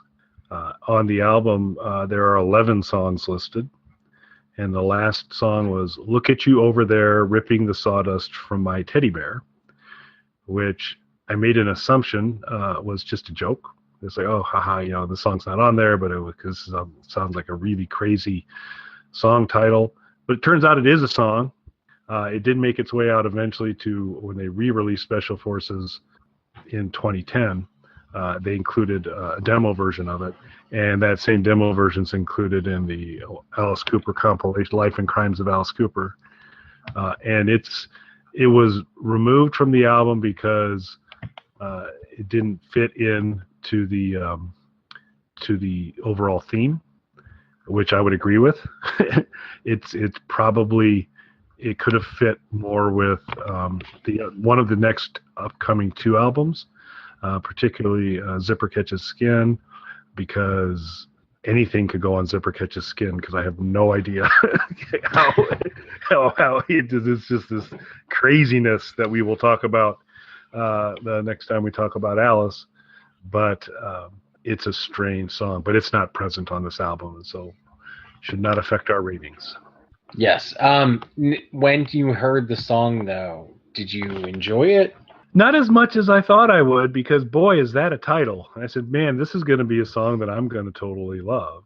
And I'm not a huge fan of it, which is much to my disappointment, because I really wanted to love a song called Look at You Over There Ripping the Sawdust from My Teddy Bear. But I'm not a big fan of the song, actually. So it was one of those like smile situations? Yeah, and only in reading the title, really, because the delivery is just it just I don't know. It's something one of the few Alice songs that I just kind of don't care for, and it upsets me because it's such a wonderful title. I want to love this song, but it's like, I don't really even like it that much. Alrighty, so oh goodness, I had not thought about talk about an album that will present an interesting challenge to say Special Forces is not full of a ton of Pat Boone material in my mind, because I don't see him singing about "Don't shake that finger in my face no more, because I might bite it off and spit it on the floor." It's Right. not a Pat Boone mojo thing. So what's your Pat Boone song for Special Forces? So this one's a little bit tough. It's either going to be Skeletons in the Closet or You Want It, You Got It. Skeletons in the Closet has that Halloween party vibe that I could see Pat Boone getting into, but I could also see him saying it's a little too dark for him. So I think he'd go You Want It, You Got It. So I want to pick Skeletons in the Closet to just partially ruin that song for you, because he would destroy. It would be horrible. His version of Oh, Skeleton absolutely. would take what is actually a very cool song delivered by Alice. I think the same thing's true for You're a Movie, that his execution on either of those two songs would be horrific. But I'm gonna go with you. I think You Want It, You Got It would be. Pat would think he's pretty cool singing it. Yeah. Yeah. I picture him in like a sequins suit doing like a Vegas style show version of that song. Yep.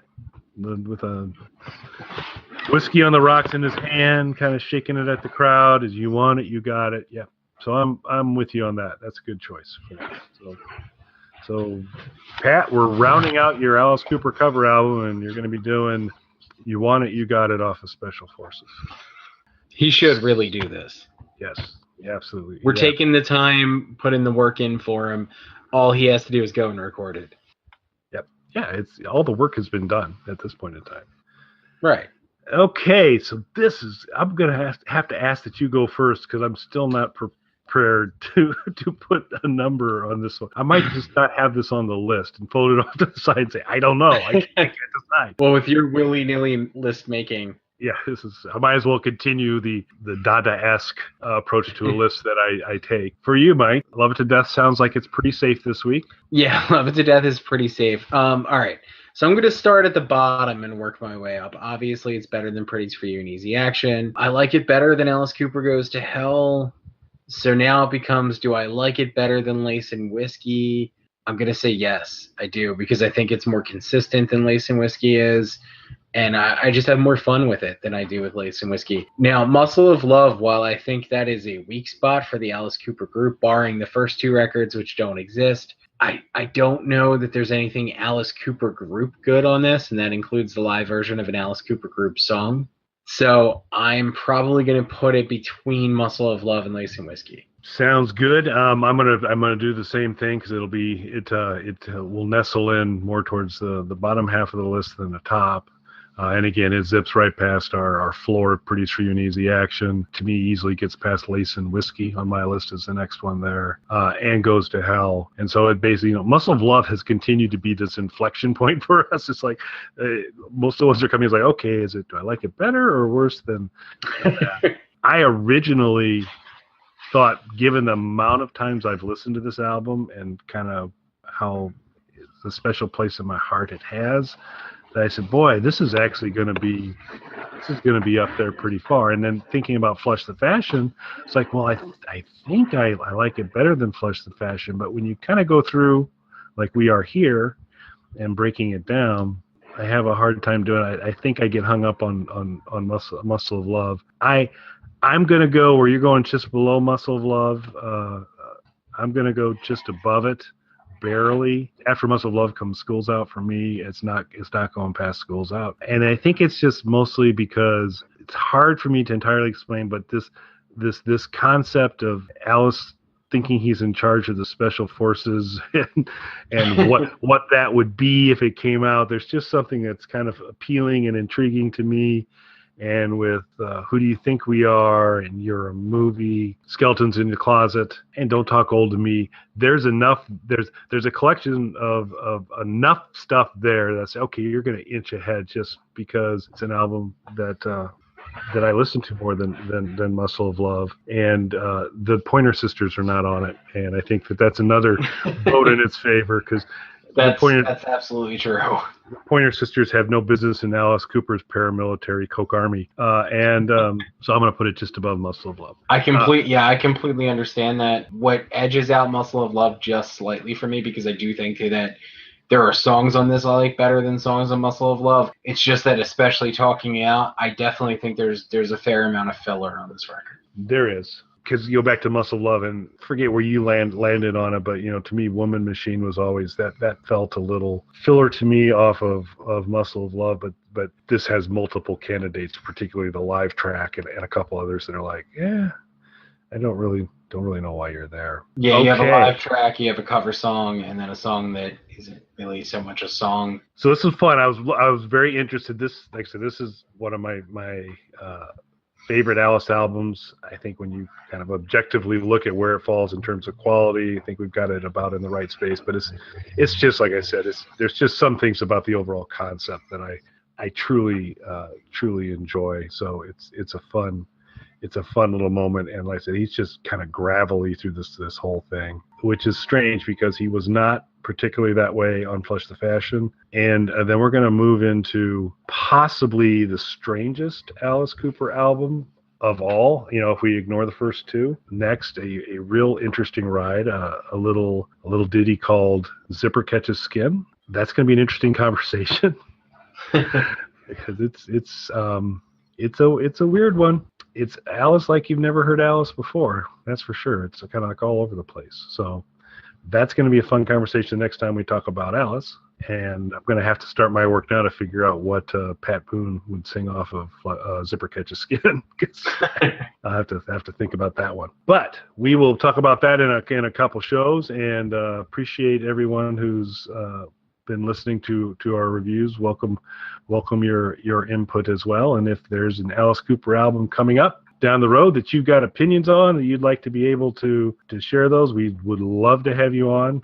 Mike and I are still working through some problem albums coming up, or a problem album coming up for me, how we're going to handle it through that. That's actually, we're every one, we're getting closer to it. So we'll see how it goes. So on that, I'm going to say thanks for listening, everybody. Thanks, everybody. Hello, everybody, and welcome back to Squat Cobbler. I am told that this is episode 30 because apparently I have difficulty keeping count. We are back with another Alice episode. I am Mike. You can find me at Official Pagan on just about everything, and I am joined, as always, by... I am the fox, and I go where I want. Or Kelly Toole at KELLYTHUL on Twitter. All right, so we are here to talk about Alice, and specifically we are going to talk this week about Zipper Catches Skin. It's kind of an interesting record. What are your first thoughts on this, Kelly?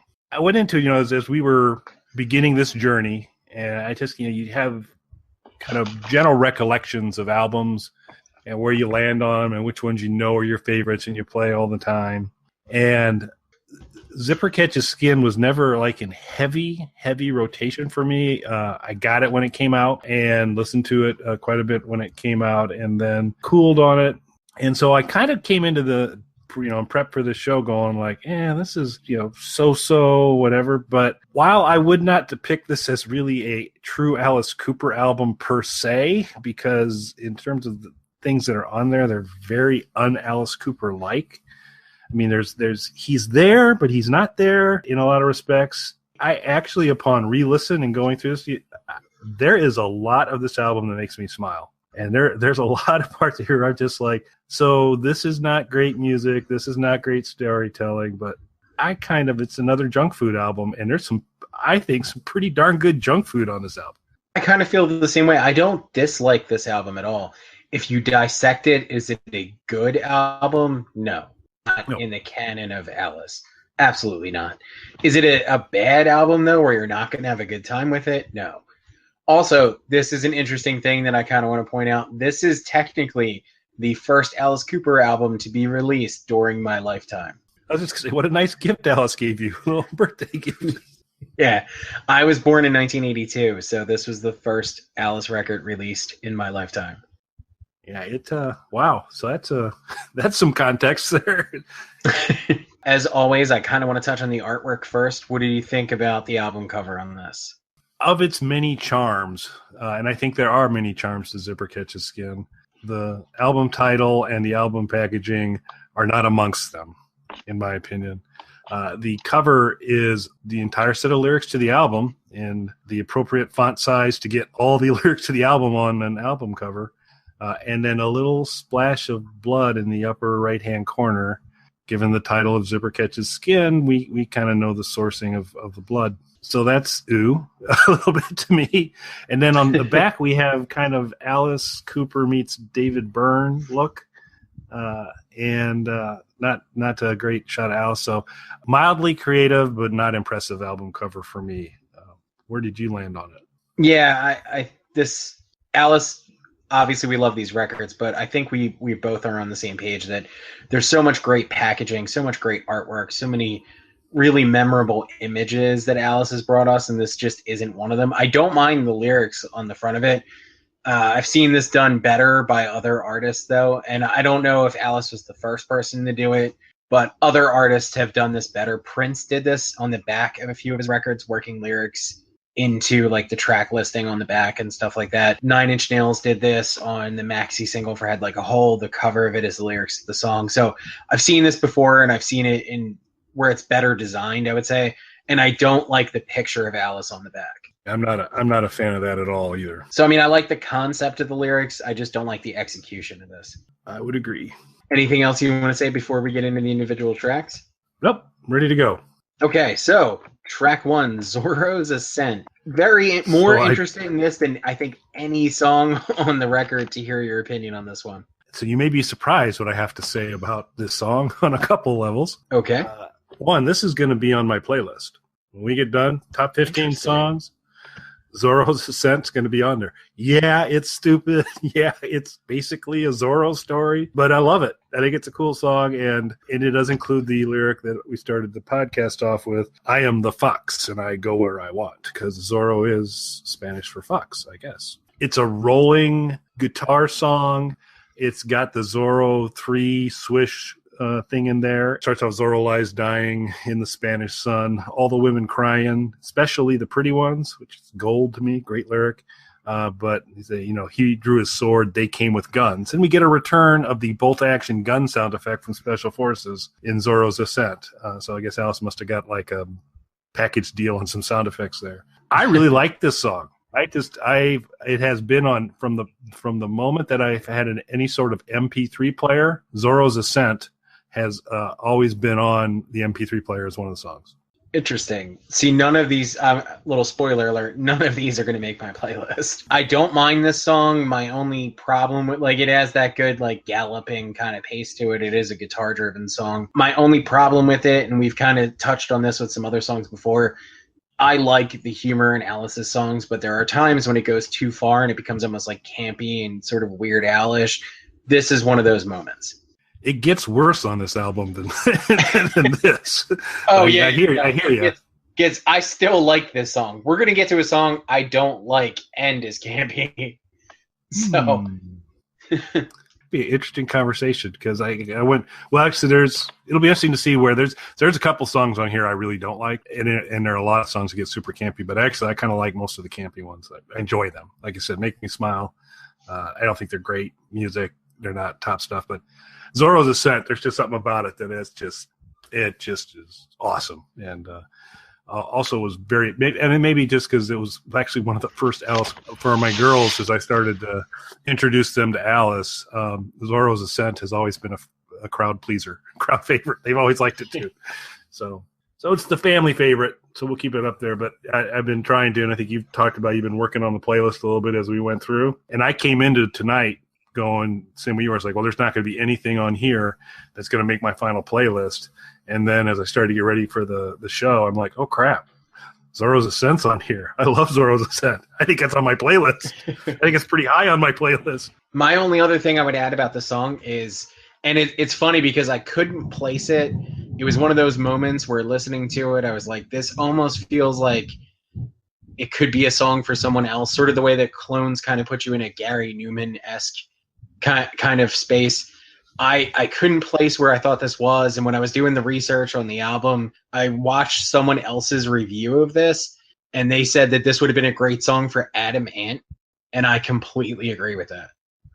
I couldn't argue with that, and that's that when we started talking about this, where I said, it's not really, it's an Alice album, but it's not the Alice we know, and it does appear while there are things on here I really like, it's not because this is a further extension of the Alice canon. It's just this is kind of a good song, but I would think probably most of these songs you could clearly see coming from somebody else, and maybe even better from them. I think Adam's Ant's version of Zorro's Ascent might be interesting to hear, but I will stick with Alice's, that's for sure.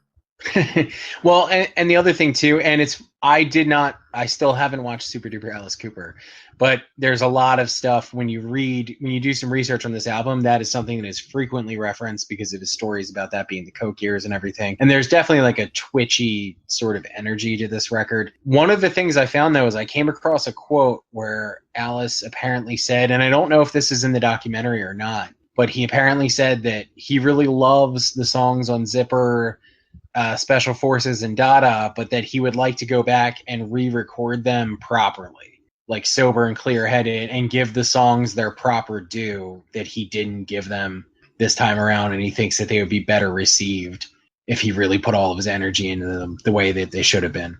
And again, I don't know where that quote was from, so I don't know how long ago he said that, but what do you think about artists? Because Alice did actually, there is an EP where he re-recorded some of his early tracks.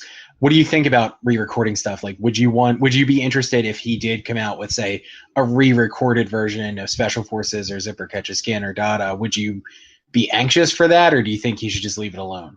I'd be open to it because really all three of those albums and Flush Fashion as well. I like decent portions of all of them, and if he returned to them, he might make me like him even more. So, because this was not him at his best, and this particular album, Zipper, was the one when you do see Super Duper Alice Cooper, and they talk about in the recording studio there was a special curtained off area set up for people to go back behind to reinvigorate. This was that recording session. Was the Zipper sessions was where they had the in studio coke room, which is exactly what we're going to have on the next Pagan record. There you go. See, well, maybe you'll do a Zorro's Ascent, and it'll be awesome.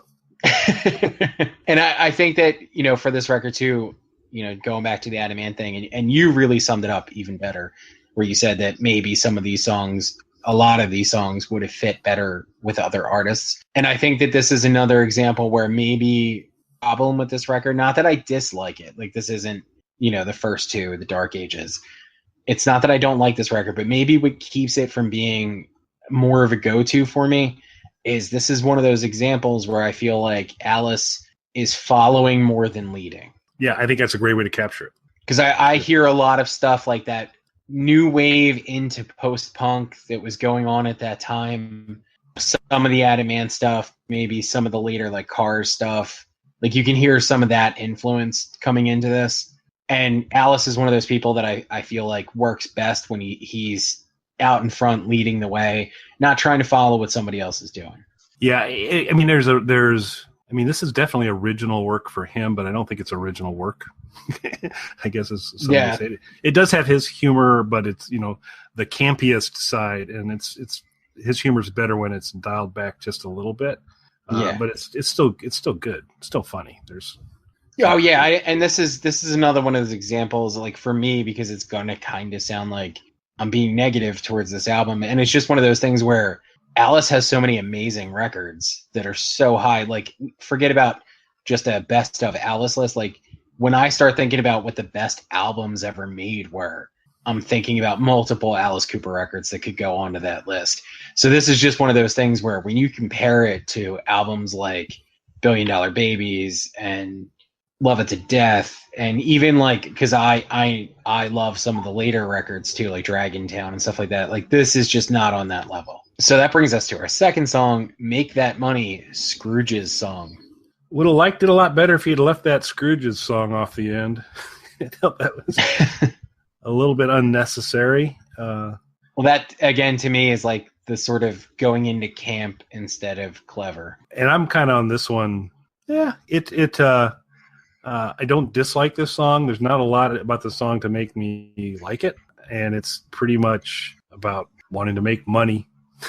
And that's about it, with not a lot of additional dimension to it. So musically not too shabby, kind of enjoyable to listen to, but just isn't steeped in the level of creativity we're used to.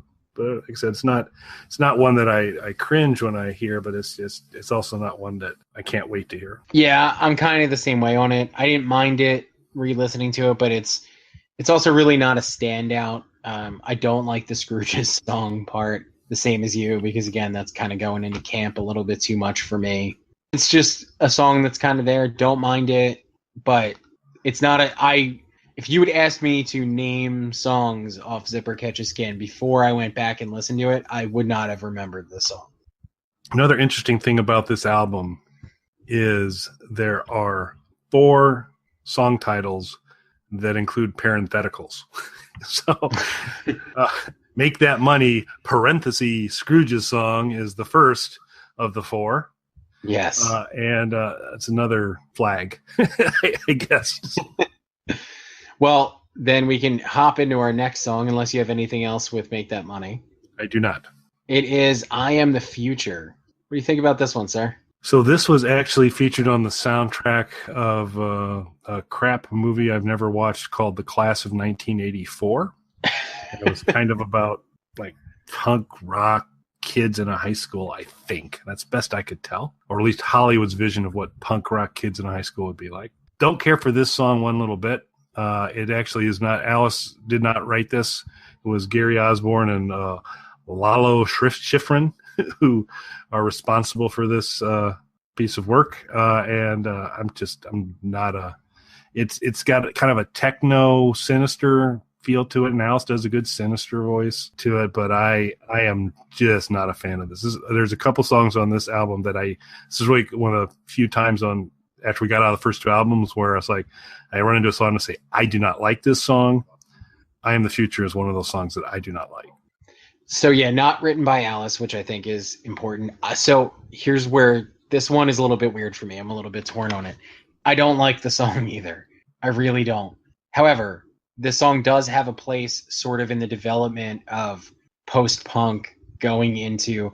So from new wave into post-punk, that's really a direct line into goth music, which obviously had a huge influence on me. So this song in particular, you can hear that post-punk movie with this more sinister sound really charging into goth music. And its use in Class of 1984, which I'm not a huge fan of that movie, but definitely has a huge cult following. And movies in particular, Class of 1984, and to a much larger extent, Return of the Living Dead, played an enormous part in shaping what became the early goth scene coming out of that first wave of punk. So I'm kind of torn on it because it is, I guess, a part of what shaped goth music and culture, but I don't like the song at the same time. Makes sense. Yeah, this is always a skip for me. Yeah, I really don't like the song. I know a lot of people love Class of 1984. I'm not a huge fan of it. In fact, I make people really mad. There was a sequel to it called Class of 1999 that everybody in the world but me apparently hates. I thought that movie was pretty good. So I really piss everybody off by saying that I like the sequel to it better. So, but I'm just not a fan of the song. I get its place though. And a lot of like people who are really into the history of post-punk and goth and stuff like that, this song is one of those like foundation songs of that scene, largely for the fact that it was used in this movie, and this movie started to kind of get that out there. Not as much as Return of the Living Dead did after this, but it's a big part of it. So like it was almost formative in a way of what would become a big music scene. But I still don't like the song, even though it's Alice, even though it kind of played a part in a music scene that I'm a part of. It's just not a good song. Anything else you want to add to it, sir? Nothing else on that one for me. Okay, so now we're going to get into the song that I dislike the most on the entire album. Oh, say it ain't so. It is No Baloney Homo Sapiens, parenthetical, for Steve and E.T. Really? So, sir, you don't like yeah, No? I can't get into it. So it's a strange one. I'll give you that. Yeah. It is a strange one. I want to like it. Like, I like the idea of it. It's the execution of it that I don't like. So I will agree with you there that much like has happened to us, particularly in the first 2 albums, sometimes Alice teases us with an awesome title, and then the song doesn't quite back it up on occasion. That happens. And I would say that the execution, when your song is called No Baloney Homo Sapiens, the bar's been set kind of high for awesomeness. And I would say that doesn't happen here. I like this song. I recognize that it is not much of a song in terms of the pretty simplistic storytelling here and those types of things, but and it was, basically the entire song was built so that he could kind of talk about this story of aliens coming and wanting to eat us, and him saying, which is the chorus, we're no baloney, we're Homo sapiens. So he's kind of telling the aliens not to eat us. But this whole song, I think, was built for that, to have that, so that right the bottom third of this song where he goes, we're basically going to prevail over you, and then finishes off with, but don't worry, we're civilized and we won't eat you. It's a nice little moment for me. I like it.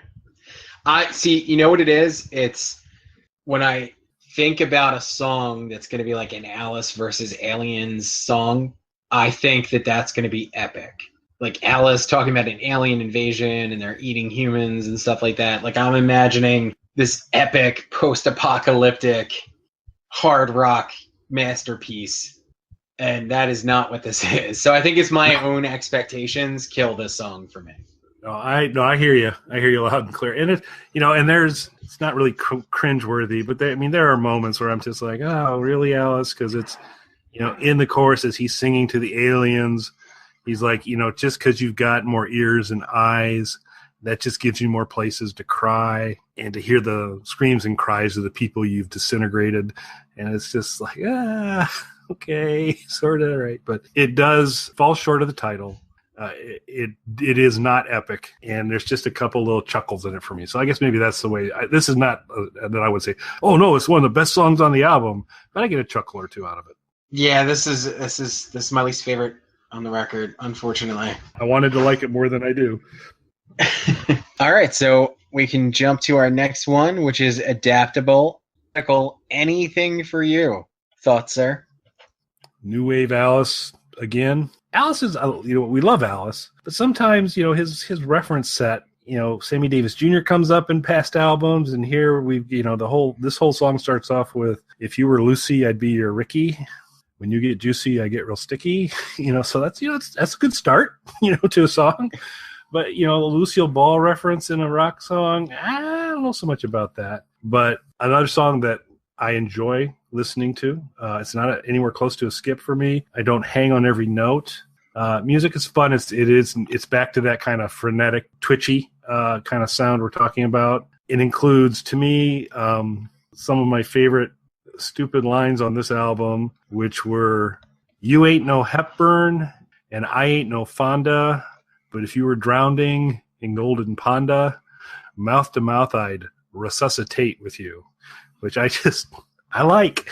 It's stupid, but I like it. Yeah, I'm kind of the same on this song. Like, it's twitchy, new wave. It's far from the Alice we love, but I like the song. I don't mind the song. Yeah, and it kind of, like we've seen happen on a couple of the previous albums, like Flush the Fashion, it rolls right in without interruption into I Like Girls. Yes. Now, what do you think about I Like Girls? So I Like Girls. Again, probably same territory as the last song, that twitchy, kind of fun to listen to. Patty Donahue is featured on vocals and sarcasm, is how she's credited in the liner notes, as he's trying to talk about that he's going to be loyal to her, but he obviously has this big long list of girls that he likes and all that. So again, nothing near the art and epicness and interest of any kind of previous Alice works.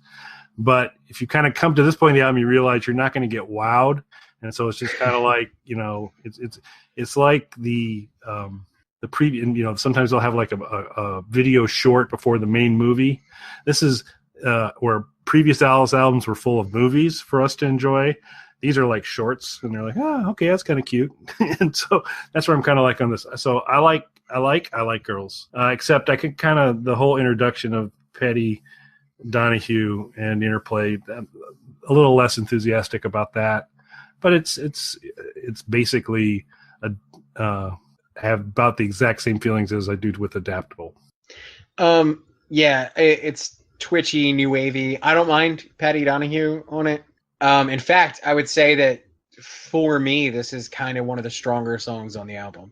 I feel like it's still campy, but it's pulled back just slightly when you compare it to like No Baloney Homo Sapiens or Zorro's Ascent. Yeah, well, and I'll quibble with you on Zorro, but I'll go with you on the I do think And again, it's still campy. It's pulled back a little bit, so it comes off a little more clever than some of the other humor on the record. To me. Yep. I wouldn't disagree. And I would say of everything we've been through, and we can agree to disagree on Zorro, it is, it's probably at this point the strongest track on the album. Yeah, I got to see as we work through, but this might actually be my favorite on the album. Yeah. Not going to make the playlist, but, no, I do like it. Yeah. I do. It's a fun one. It's cool. And it goes straight into Remarkably Insincere. What are your thoughts on that? Twitchy, campy. It's a song a little bit about him taking advantage of girlfriend. He actually references the previous song in this song, which is always interesting. I kind of pulling back to some of the comments from the previous song and Remarkably Insincere. Calls his girlfriend Einstein in a not nice way. I don't think he means it. He's being remarkably insincere. It's another one. I think I Like Girls is a better song. I like it better, but Remarkably Insincere is kind of in the, it's in the orbit. This whole adaptable I Like Girls and Remarkably Insincere, they all kind of collectively hang together for me, with I Like Girls being my favorite of the three. Yeah, I Like Girls is definitely my favorite of the three. They all kind of interconnect. It almost creates like a little mini suite in the middle of the album. Not to say that anything on the album ever really reaches that level of artistic credibility, but I don't mind Remarkably Insincere. It's not as good as I Like Girls because it's not, again, I Like Girls in the context of this album is one of the more clever songs, whereas now we're kind of, scaling back into the campier end of the pool here. But I don't mind the song. In fact, one of the things I thought, and I kind of wrote down in my notes as I re-listened to it, these three songs all do sort of just go one into the other, but this one even more so from I Like Girls and Remarkably Insincere, and they're both very short. I don't have the track listing in front of me, the timing in front of me, but I want to say they're like 2.5 minutes each. It's almost like they could have just been one song. Yeah, I Like Girls is 2:25, and Remarkably Insincere clocks in at 2 minutes and 7 seconds. There you go. So you could combine them, and it wouldn't even be 5 minutes long. So these could have been reworked into one song. Yep, and they kind of act. And this overall is sort of a short album, isn't it? I want to say it's only maybe just over 30 minutes. Yeah, with the behemoth being No Baloney Homo Sapiens at a 5-minute mark. Yeah, so that's where the majority of the time is. Nothing else cracks 4 minutes. Yeah, it's short songs. This is one of those things where I feel like this. On an album that they put a little more effort into, this probably would have been one song, but they probably needed 10 songs and they're all kind of on the short side. So this is two ideas that maybe with better editing could have been one better song. I could see that. So our next song then would be Tag You're It. What are your thoughts on this, sir? So this is my other song on this album that I don't like at all. When the premise is I'm going to write a song to get to the punchline of a joke that third graders tell. Maybe you should come up with another idea for a song. It would be my point of view. Because this entire thing exists to go back to the old kind of third grader joke of, there's this monster and he's following you and he's getting closer and he's getting closer and he wants to say something to you and he's getting closer and he reaches out his hand and then he goes, Tag You're It. And that's the joke, which as a third grader's hilarious. You just think it's the greatest joke in the world. I'm not sure you put this on your album as a song to get to that punchline. So I don't like this song. And this was actually written by Alice. Yeah, not a song I'm a huge fan of. There's really only 2 songs on this record I'll say I don't like. That'd be No Baloney Homo Sapiens and this one.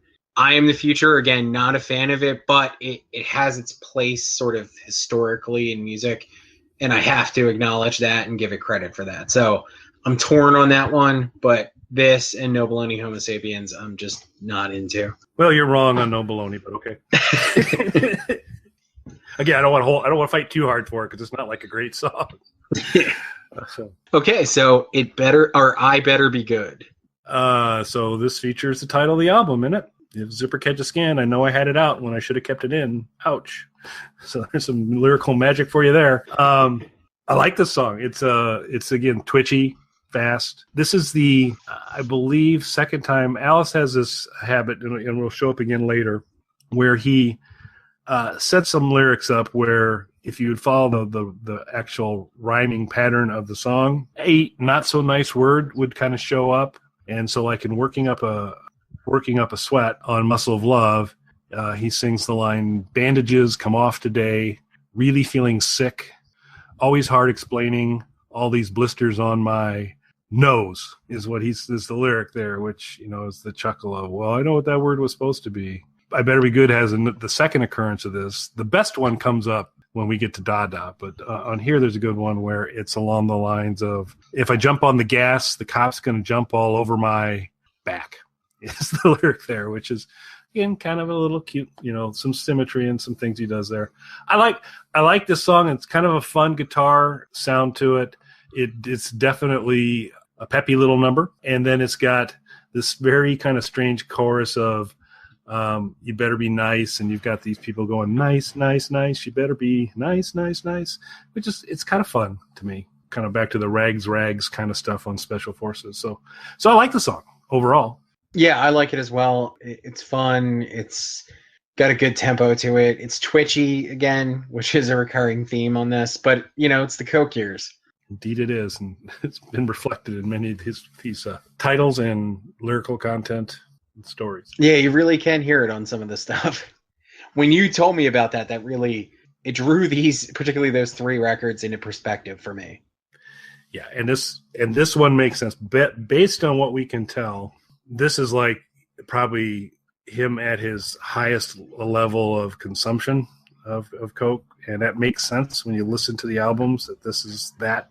And then I'm still trying to piece it together, but I think he eschews the Coke, but goes back to drinking for a little bit for Dada. So it's not quite out of it yet, but you get a different. You definitely don't get there's a whole different mojo when we get to Dada in terms of what's going on there, and also you start to see kind of a swing. You can start to tell he is starting to swing back into an Alice that we're a little more familiar with. Not that really these last 3 albums have been bad, but they've been an interesting detour, to say the least. Yeah, that's a good way to put it. These 3 albums together are sort of a detour. There's some good stuff in there. You could almost make like one really solid compilation album of tracks from these 3 albums. Yeah, I think so. All right, so that brings us to our last song. Once again, parenthetical. I'm alive, parentheses. That was the day my dead pet returned to save my life. So that's a big check that's been written by that song title. You're expecting something pretty darn amazing. And while it doesn't completely deliver on the epicness of this title, it does illustrate numerous instances where Alice's dead pet returns to save his life. It's fairly decent musical accompaniment to it. The chorus of I'm Alive is solid. It is, when you talk about campy, it is incredibly campy, but for a song about dead pets returning to save your life, it's a pretty good number.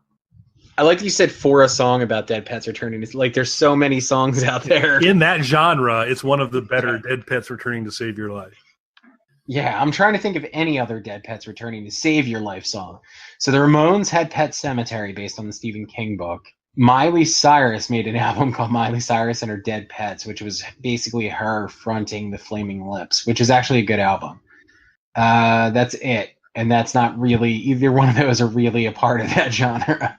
Your thoughts on this? Where do you kind of land on it? The same as you. It's campy. It doesn't quite deliver on the title. I don't mind the song though. It's a heck of a title. My goodness.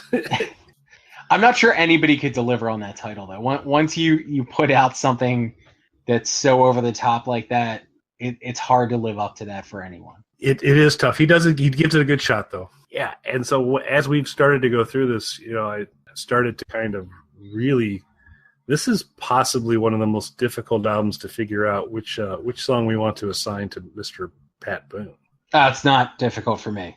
Oh, really? Yeah, I'm going No Baloney Homo Sapiens all the way. just because you don't like Pat definitely. that much. Yeah, it's my least favorite song. It's definitely the campiest for me, And also, I could see him putting his own spin on it of sort of a religious thing and making it like we were created by God and we'll defeat the aliens. So I could see him in a weird way making this a religious song. Okay, all right. I could maybe. I'm not sure. I'm trying to figure out Pat's delivery for the line, but don't worry, we're civilized and we won't eat you. Which is Alice's best delivery in that song. It would be interesting to see how Pat handles that. I'm going to go with I Like Girls. He'll ruin it. It will be terrible. It will be nowhere as good as Alice's version. But I could see Pat. Yeah, I Like Girls. I'll do that song. I could see that as well. I think that's a perfectly good contender as well. So trying to figure out. I think it's fair to say we can concentrate on the lower half of the list. Do you have your list in front of you to be able to? I'm pulling it up right now because I realized that I really needed to look at it to really understand this one. Good. All right, so I have the lists up in front of me now. So really, where are you thinking? So I struggle because I thought I had this pretty much going into it. I'm like, okay, it's not. This album is not worse than Easy Action or Pretty's for You. So I know it's above them. And actually, and where my basement continues next up to Lace and Whiskey, and I'm pretty comfortable in saying I like this album better than Lace and Whiskey. And so for me, it's a question of, do I like it better than Alice Cooper Goes to Hell? And while there are moments of this album that make me smile, in terms of overall true Alice being Alice, I have a hard time doing that. So it's going to this is the 14th album we reviewed. I'm going to nestle it in spot 11. So that puts it for me between Goes to Hell, below Goes to Hell, and above Lace and Whiskey. Your list is slightly different there at the bottom. Similar, a lot of the same albums. Your bottom four, starting at the top of your bottom four, you have Lace and Whiskey ahead of Goes to Hell. Easy Action and Pretty's for You are your bottom four. Special Forces is the one ahead of Lace and Whiskey. Yeah. I'm assuming this is the vicinity you're going to be placing this. So. It is. It's really right now in my head. It's do I like it better than Lace and Whiskey or Goes to Hell? Like this is, which one of those do I like better? And right now I'm going to say I'm going to put it right in between them. It's going to be above Goes to Hell, but after Lace and Whiskey for me. Okay, so it's going to be my new 11. Well, I knew that was going to be a fun one because that's one of. This thing is just such a strange bird on so many fronts that. But I was really pleasantly surprised getting ready for the show and re-listening to it to go. I actually kind of, I enjoy for what it is, and it's just not. If I were to say, boy, if you want to get into Alice Cooper, start with Zipper Catches Skin. I'm not going to say that. So there was a commercial advertising Zipper Catches Skin. I'll include that, and okay. And then I might just put in Zorro's Ascent so that our listeners can decide for themselves how awesome that song is. Power of the pen. All right. We'll be back next week for some more recommendations from Squat Cobbler. And after that, our next Alice album will be Dada. Excellent. Looking forward to it. Yeah, that's going to be a fun one. So, and we're getting super close to, I know, one that's near and dear to your heart. So, yes. But Dada's got good, and the cool thing with Dada is we're going to return back to better album covers, so that part's pretty sweet. So. Yes, and then the album cover will be coming. Yes, there's other album covers to come. That's for sure, without a doubt. All right, folks, thanks for listening. We will be back next week with recommendations, and then Dada after that. So thanks. Thanks, guys. Hello, everybody, and welcome back to Squat Cobbler, episode 32, or episode 0 in Celsius. I'm Kelly Toole at KELLYTHUL on Twitter. I am Mike Belinsky at Official Pagan on everything, and we don't use the metric system here, Kelly. That's right. That's the kind of stance we take on Squat Cobbler. We will come out against measurement systems if we don't feel that they're appropriate. We will. You take that Canadian propaganda up north where it belongs. That's right. We're back to Alice. We're on his 15th album, Dada, and this will be the last of the Lost albums, the Coke Alice years, although in doing a little bit of reading before, and I mentioned this, I think, last time we did an Alice review, Alice may have peaked on his Coke with a Zipper, and he may have made a bit of a return to alcohol here for Dada, a little murky, but overall, the album, things kind of sort of start to come back together in the Alice way we're used to for me for this album. What are your just kind of top line thoughts on where does this album fit in the momentum of Alice going kind of different directions? So it's kind of interesting. So we talked about this a little bit on the last episode of Squat Cobbler, our last recommendation show. I do re-listen to all of these albums a couple of times right before we talk about them. I think for the most part, other than my favorite Alice albums, when I'll listen to one, I'll just revisit certain songs instead of listening to the album over and over the way that I have with Billion Dollar Babies and Love It to Death and Killer and those. This is an album, really all three of the Coke Years albums are albums that I rarely revisit. So I am probably the least familiar with the material on these three albums, barring the Dark Ages, the first two. But these three albums I'm the least familiar with are the Alice solo catalog. So going into each of them, it was kind of interesting to re-listen to it start to finish, because it was, I don't want to say obviously I had done it before, but to really objectively listen to them start to finish for the first time. The other two really felt like, knowing that this is the Coke Years, really felt like they made a lot more sense to me. That sort of nervous, twitchy energy that they had really made sense, and it really kind of pulled the whole thing together. Whereas on this one, it's funny you say that this is more of a return to alcohol, because it isn't as twitchy as the other two in comparison. And there is a little bit more of the Alice we know, which is apparently drunk Alice, seeping his way back into this. Yeah, it's good. It's good to see drunk Alice back. It sounds terrible to say something like I'm glad he fell off the wagon.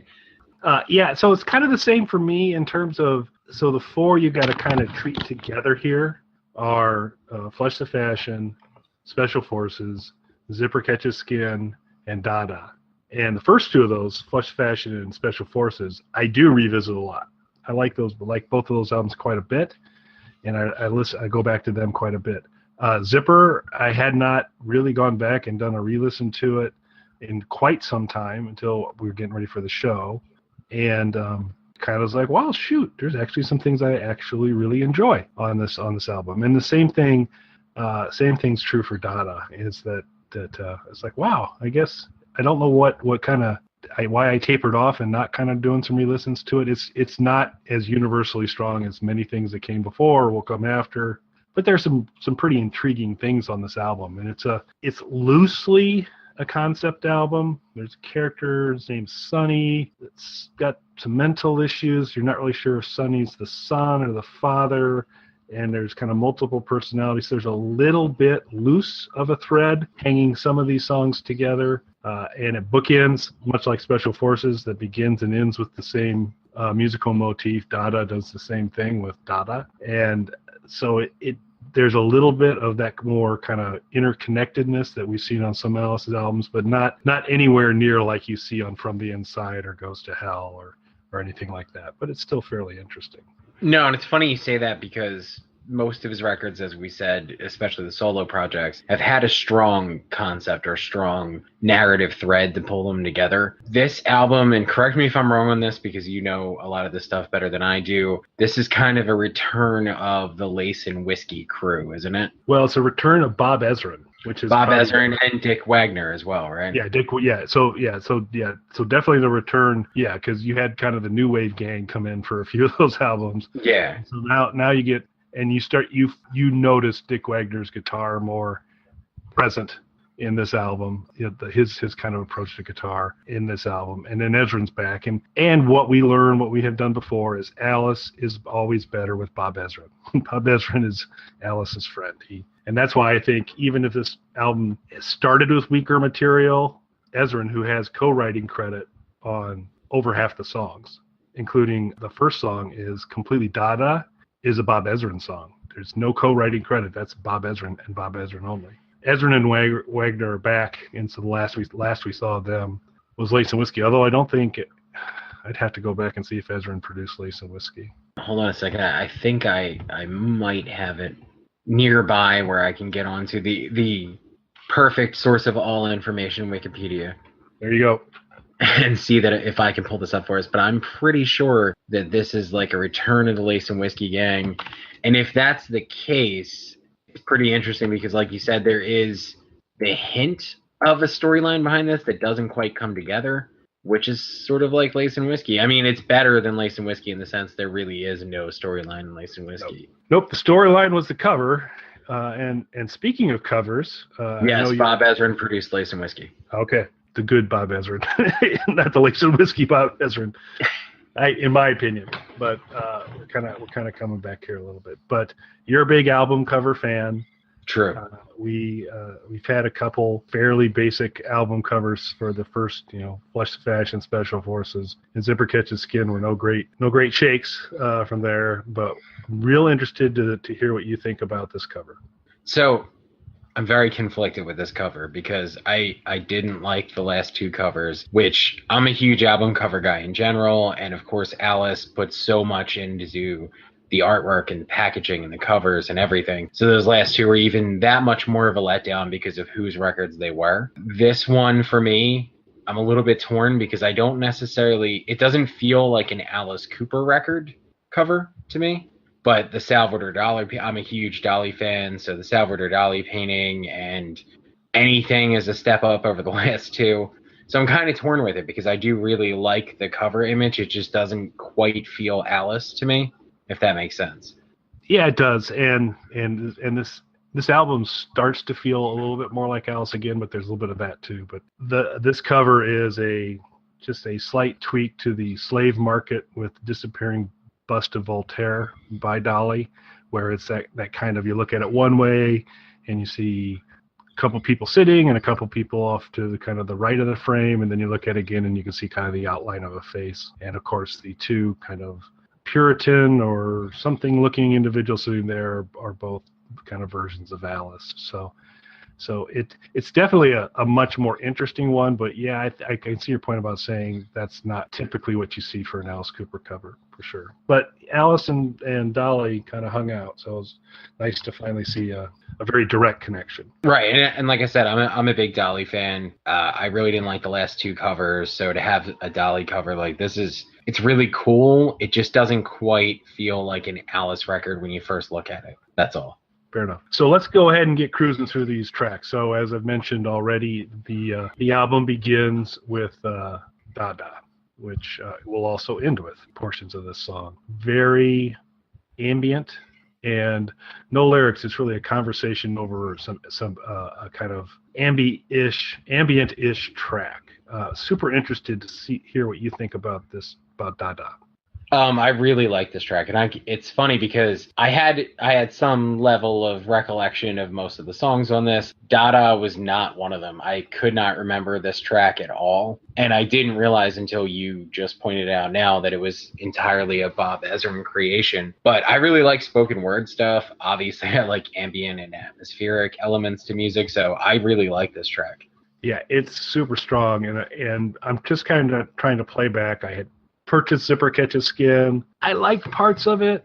It wasn't the kind of falling in love with an album that I was used to with Alice Cooper stuff. And so then I was a little wondering, what am I going to get myself into here as I get Dada? And then this comes out as the first track, and I'm like, oh, I think I'm going to be very happy because this is a really, I don't know if it's necessarily an Alice Cooper song. I mean, it's kind of interesting because there are about 3 or 4 points in this album that feel that they're in the family of Stephen. They could kind of be around. I mean, whether it's the ambience of the song or the tonality or just kind of the overall vibe it gives. But there's several times where they're not replays of Stephen, but they definitely kind of feel in that family. And I think Dada's got that nice connection there. And I think it's a really strong track. I enjoy it quite a bit. And I remember after purchasing this album, hearing this, I'm going like, all right, we're back to, I got an Alice Cooper album that I know I'm going to just love from beginning to end. And it's funny that you say that because that was kind of the same thing that happened to me in re-listening to this album, because like I said, I had no real recollection of this track because it's been so long since I've listened to this album front to back. And when this started, I was like, this album's going to be way better than I remember it. And so it wraps up, and basically does this.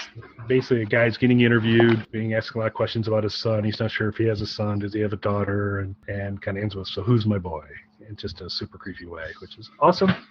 Or where's my boy? And then we move into Enough's Enough. Your thoughts on Enough's Enough? Again, like a good song. I don't think it's one of the strongest on the record. it's a little bit too simplistic and bouncy for me. It's got, it's not, I wouldn't call it, it's not new wave. It's not that, but it's not driving. It's not a Right. driving. So it is a little more bouncy than driving, but still at this point, my Alice hopes for complete awesomeness from beginning to end were not shattered with Enough's Enough, because I was like, okay, I got it. Scary guy in an attic or something, and then Enough's Enough, and it seems to be fleshing out a little bit more.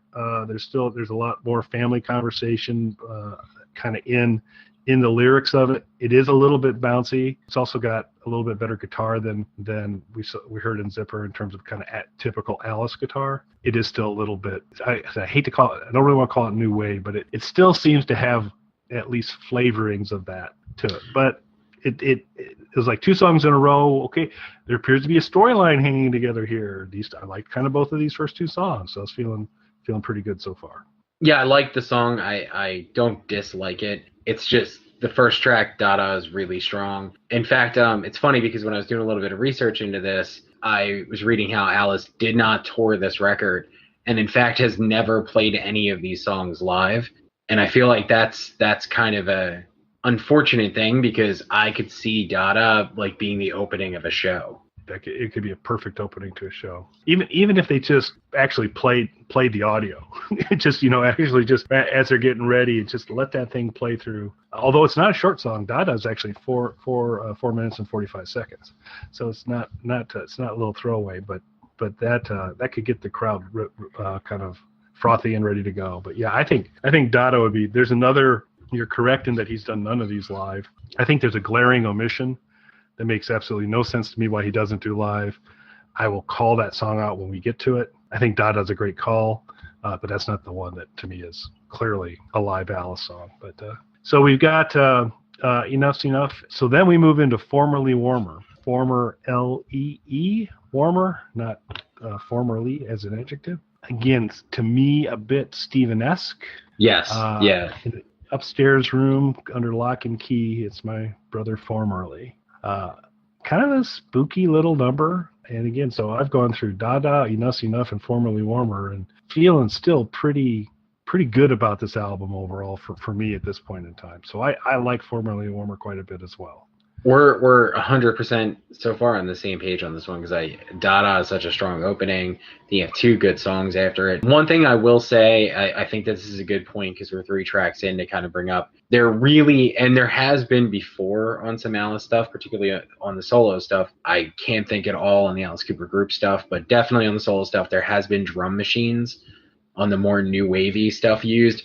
Never on an entire Alice record up until this point is it as prominent and apparent that the drums were programmed as they are on this record. But it's not, I don't really think it necessarily detracts from the record in the same way. Like I complained, like to me what keeps From the Inside from being like a perfect record is they're a little heavy-handed on the synths. And this record has synthesizers and prominent use of drum machines in it, but I feel like it's a little more smoothly integrated than the heavy-handed approach that we've seen before with some of the synth stuff on Alice records. Yeah, that's definitely a thread that's very atypical of Alice, is to be that heavy on kind of the programmed drums. But it isn't the context of this album and the kind of the overall tonality. It's not for me. It's not a critical failing, but it's, if you like Alice Cooper, programmed drums is probably not your cup of tea overall. Yeah, I mean, it's definitely something like I said, I would never picture the Alice Cooper group doing something like this. I don't necessarily think it detracts from this, because again, we're in Alice solo territory that's more about the theme and the showmanship of it than the driving rock and roll elements of it.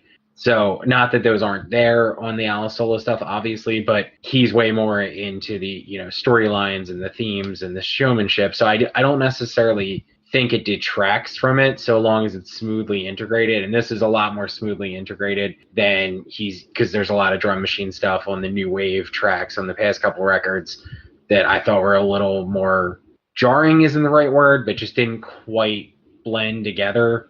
And I don't know if it's just because they got better at producing him alongside drum machines, or if it just fits this material better. Yeah, I think, and I do think it does fit this music. I think overall, I think the tonality of this album, it does fit, which is just, I mean, he's in a different place in doing this one, but Yeah, and we'll I mean, see. So there's synths and drum machines all throughout this, but it doesn't detract from it the same way I feel like it has on the past few records. yeah, and I don't know if that's because there's more of a storyline, or it's more of Alice kind of coming through. Just things like Formerly Warmers, lyrically and storyline wise, a perfect Alice Cooper song. It makes good sense there. So we're 3 songs in. This is a 9-song album.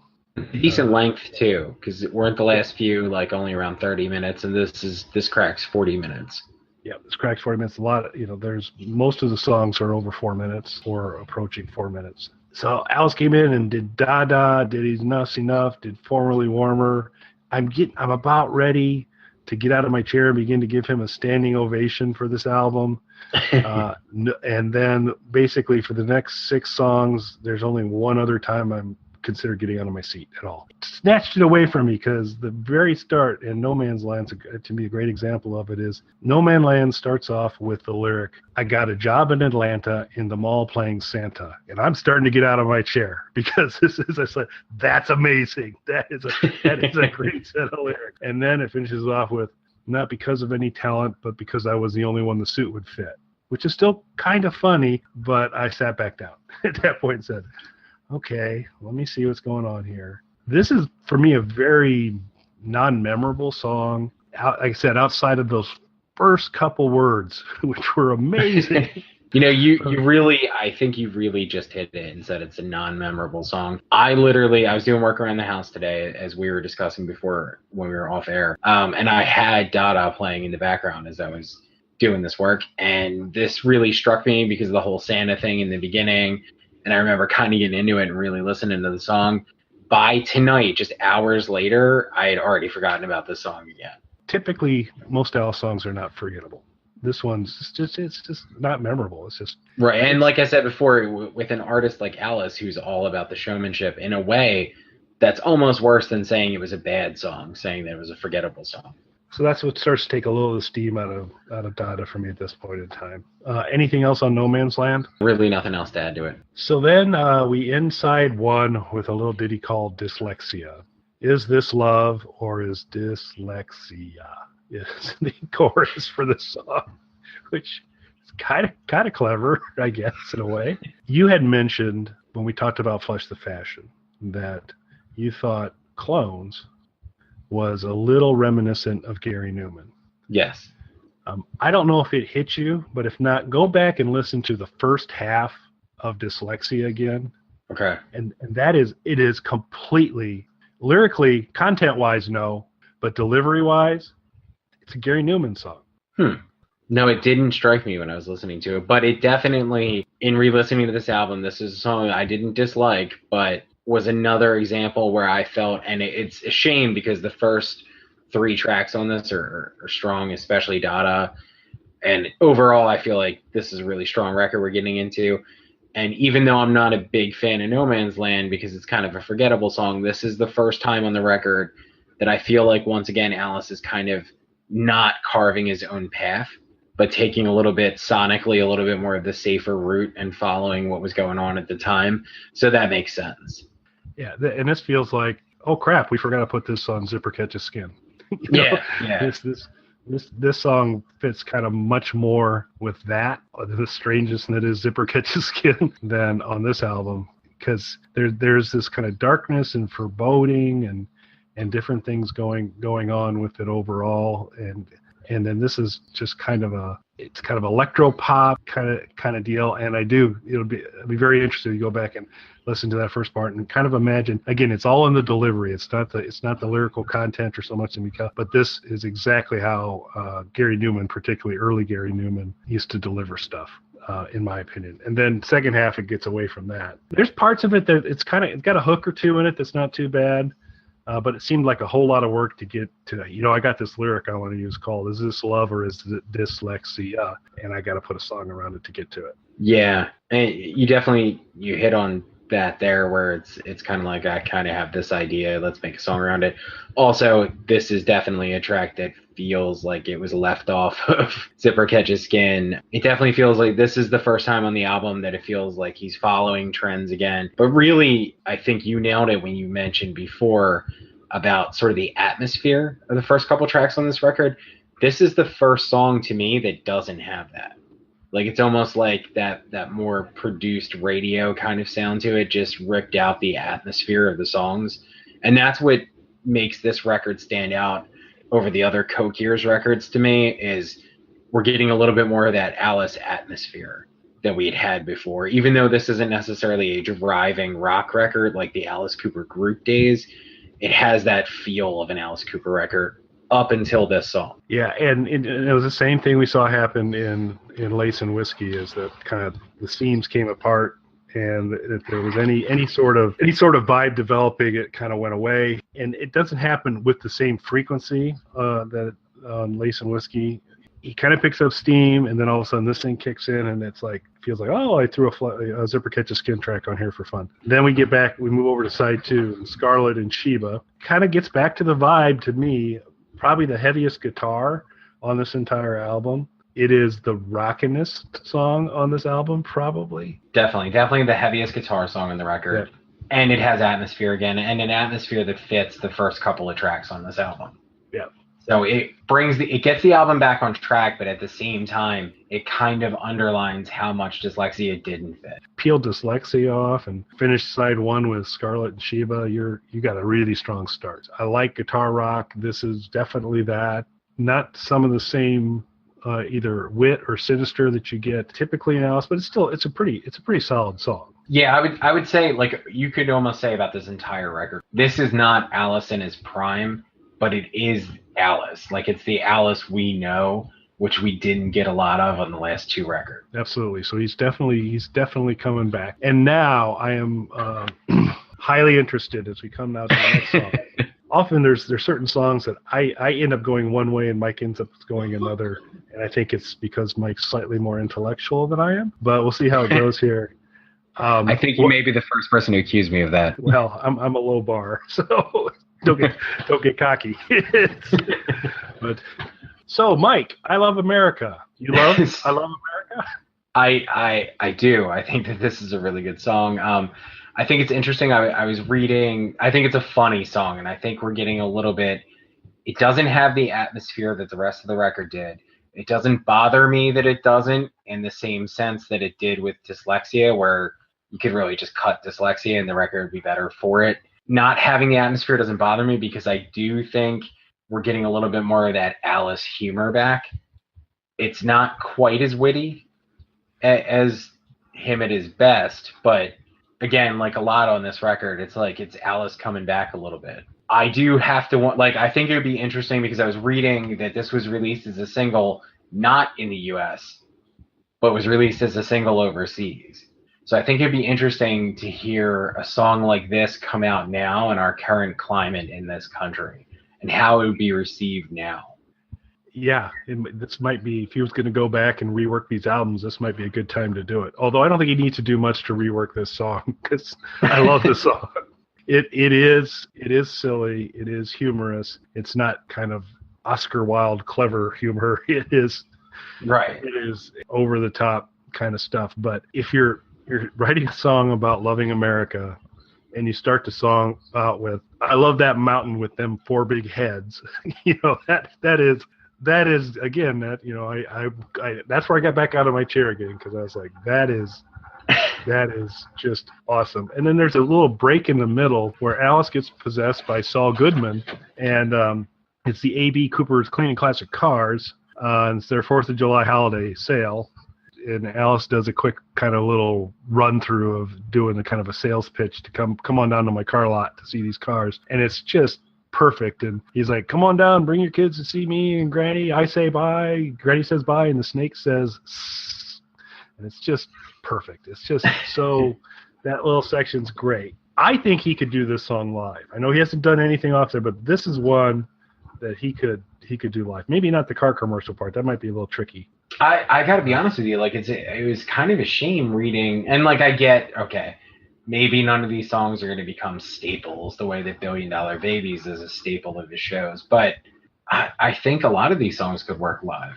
And it's kind of a shame that they didn't. And when I read during the preparation for our last show about him saying how he'd like to revisit some of these songs at one point, just because he thinks they're good songs and they need a more of a fair shake. Like, I think I would pull mostly, like, if unless he was going to re-record entire albums, you could pull a lot of this album and rework it, and you'd have really good, strong Alice Cooper songs. And we've mentioned as we talked through that, I'm a bit of a Special Forces fan, Flush Fashion as well. But in terms of like really high-end Alice Cooper stuff, this seems to have the best source material to go back to in a lot of places. I said, this song is silly as silly can be. I think it'd be great live.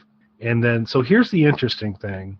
So I missed on Enough's Enough, we talked about what words were used in Enough's Enough and the fact that Alice typically doesn't do that. And this song ends with him doing what he's done on several other ones, like we talked about for Muscle of Love, where he said, bandages come off today, really feeling sick, always hard explaining all these blisters on my nose, and did it again. And then on this one was probably his pinnacle of that, where he goes, I love my truck, I'll do most anything to make a buck.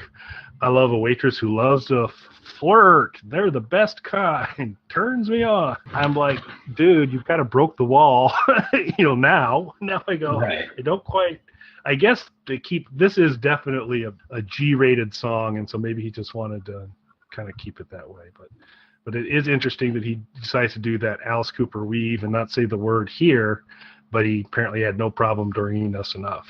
Typically, it's something like this, where he'll find some, weave around it, as you said. So that makes me wonder, do you think using it in Enough's Enough was something that was like tacked on just to get some shock attention? I guess it's atypical for him. I mean, there's nothing wrong it's just not something he's done before, and so I don't know I don't quite understand what the point is, and it certainly didn't play a critical part in the song.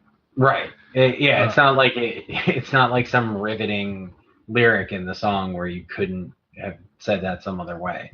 So it just felt, this song really drew it to the forefront for me, where I was like, was with Enough's Enough, was he just trying for like a quick shock to get some attention for the record?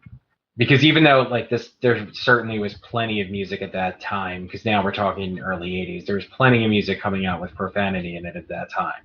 So did he maybe feel like, because we've talked about how a little bit more, especially on the solo records, he was going for more of following kind of what was going on in music at the time and trying to keep up with the times. So, in the early 80s, you're talking about there was a lot more shock. The shock tactics that would have worked for him in the 70s are not what's going to work in the 80s. So do you think this was him trying to keep up with the times? Or he was drunk or coked up. Yeah, or there's that. Or he's just drunk and coked up and he's not even sure if he's... But I can't remember. It's an awkward. Yeah. It's definitely an awkward. If you're listening to this and you've never listened to Dada, get on YouTube, go over to iTunes, do something, catch Dada out for sure, because that is, as Mike's mentioned, it's pretty cool. And then get to this song for a laugh and a smile. It's a little gem. It's great, and it features a cavalry charge in the middle of it, which is nice. So there's a lot going on this song. So he kind of has clearly won me back at this point in time, and then we go into Fresh Blood. It's kind of a song about vampires. I'm not a big fan of this song, mostly because I can't pin down who this sounds like, but I know who it doesn't sound like, and that's Alice Cooper. So. Yeah, this is kind of, I guess, like the dyslexia of side 2, where it just doesn't fit the rest of the record. So lyrically, it's actually, if you actually go through the lyric, it's not too bad in terms of the storyline being told. But the music, I don't know. I can't really give you a parallel who it does sound like, but it's not anyone I like. I know that. Yeah, it's just, and it's a shame because this is, I believe, would be Alice's first vampire song. And it's a long one. It's like 5 minutes and 54 seconds long. I was ready for it to be done a lot earlier than that, and it just wouldn't stop. Yeah, it's just, I don't hate it, but it's just not a great song. And again, this is an otherwise pretty solid, consistent record, and this is one of the kind of missteps on it. Yeah, I think so. It's a shame because then we get to pass the gun around. And so pass the gun around, which opens up with the sound effect of a revolver being loaded. I wouldn't say exactly Steve. I mean, but again, we're back to the vibe. We're back to kind of a lot of what this album has had as kind of usually as an overall tone. And, with the chorus about, pass the gun around and dump me in the local river and let me float away. I like this song. And I think it kind of returns back to what I think was the intended sound and feel of Dada. It's a pretty nice way to finish the album off. I like this song. I feel like it's a pretty strong song. An interesting thing that I wasn't aware of that I came across in doing the research for this record, this song was covered by a band called the Mugshots, and their cover was produced by Dick Wagner. So I listened to their cover, which is a pretty straightforward cover that more or less sticks to what you'd expect. It sticks to the original. They don't really make any dramatic changes to it. But Dick Wagner produced it, and when I was reading up on this band, they actually formed as a band because they were inspired by the album Dada to form a band. And there's enough there, and that's which you probably can't say for Zipper Catches Skin. I don't think Zipper Catches Skin inspired too many people to go out and form a band. Probably not, no. But this is that kind of return to some of the magic that is Alice in terms of he can put some compelling stuff together. It's a little spotty. There's some times where it's a miss, but it does start to kind of come back, and that's a real interesting. I was completely unfamiliar with what you're sharing there. There are parts of this album that are pretty cool, but it's one you don't listen to very often. I don't listen to very often, so big Alice Cooper fans don't go back to it. It's interesting. And then what I do like, and I think that this is, and I'm a Special Forces fan. I think I made it clear that I would like Special Forces with all of its flaws. Special Forces finishes with Vicious Rumors, and then we get a reprise of Who Do You Think We Are to kind of cap the album off. Here, Pass the Gun Around, which is finishing out with Give Everyone a Shot. Give everyone a shot. You got to pass the gun around. As that's starting to tail off, all of a sudden you get that kind of that pounding that started Dada. It comes back. It just kind of like slaps you in the face, and you get the Dada lyric again, and it caps this really well. And so tone-wise, is like we've talked on a lot of the previous albums, even when they were strong conceptually, the finishing song, the kind of capper, kind of left us wanting a lot. For me, even though there were stumbles a little bit in the middle, Pass the Gun Around brings everything kind of back into focus to the tonality. And then by popping in Dada the way they did at the end, it really finishes it nicely for me. Yeah, I completely agree. And I like the way that it ties back into the opening like that. Because again, I think Dada is one of the strongest songs that we've heard from Alice in a while. So it's interesting that it was entirely an Ezrin creation. But overall, this is a really strong, consistent album. There's a few little hiccups along the way. This is a really solid album, and it's the most consistent Alice record we've gotten in a while. In moments where it's compelling and carries a vibe and stuff. So and some fun stuff. And it's got I Love America on it. So which is a great song. So you get great music and then a song that'll make you smile every time you listen to it. So what more can you want? So if you're a young Pat Boone and you're looking to pick a song off of Dada to do, where are you going with that?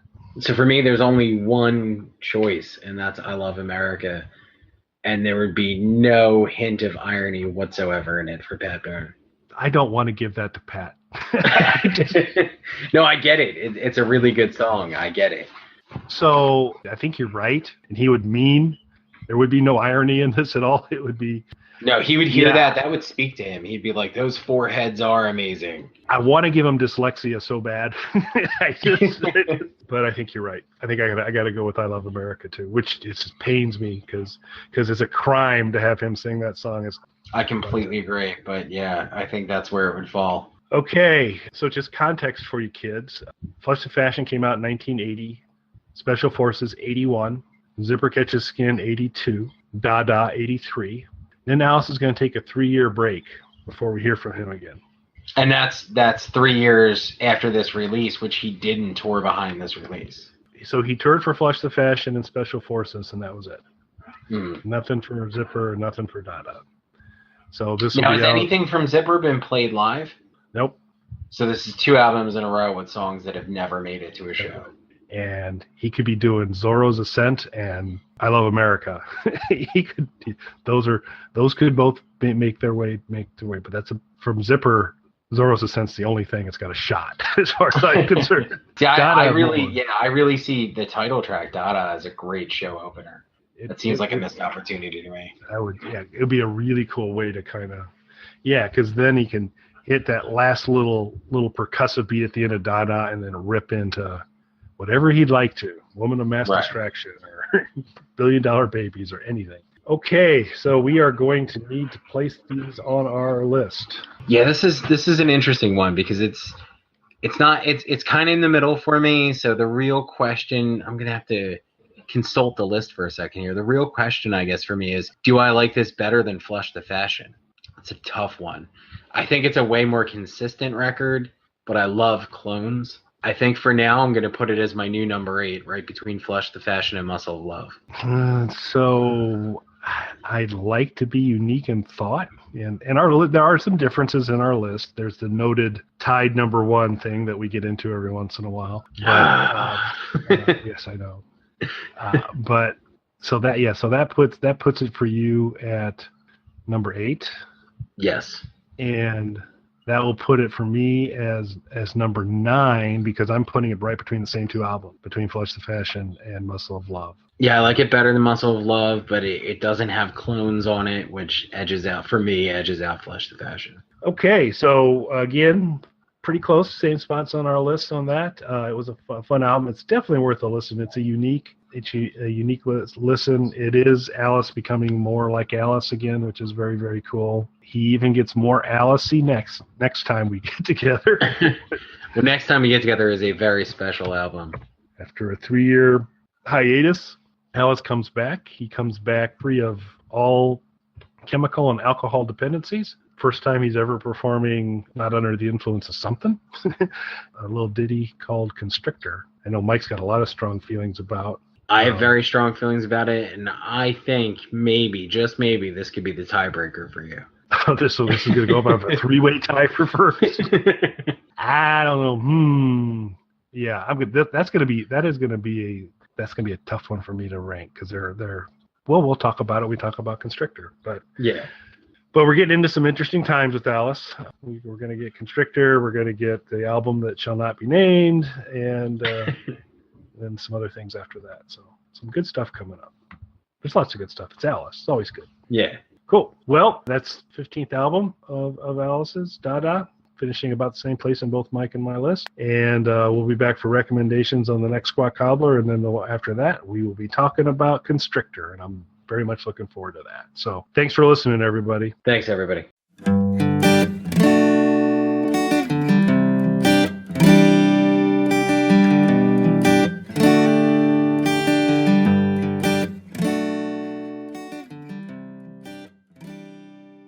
Bog Panda.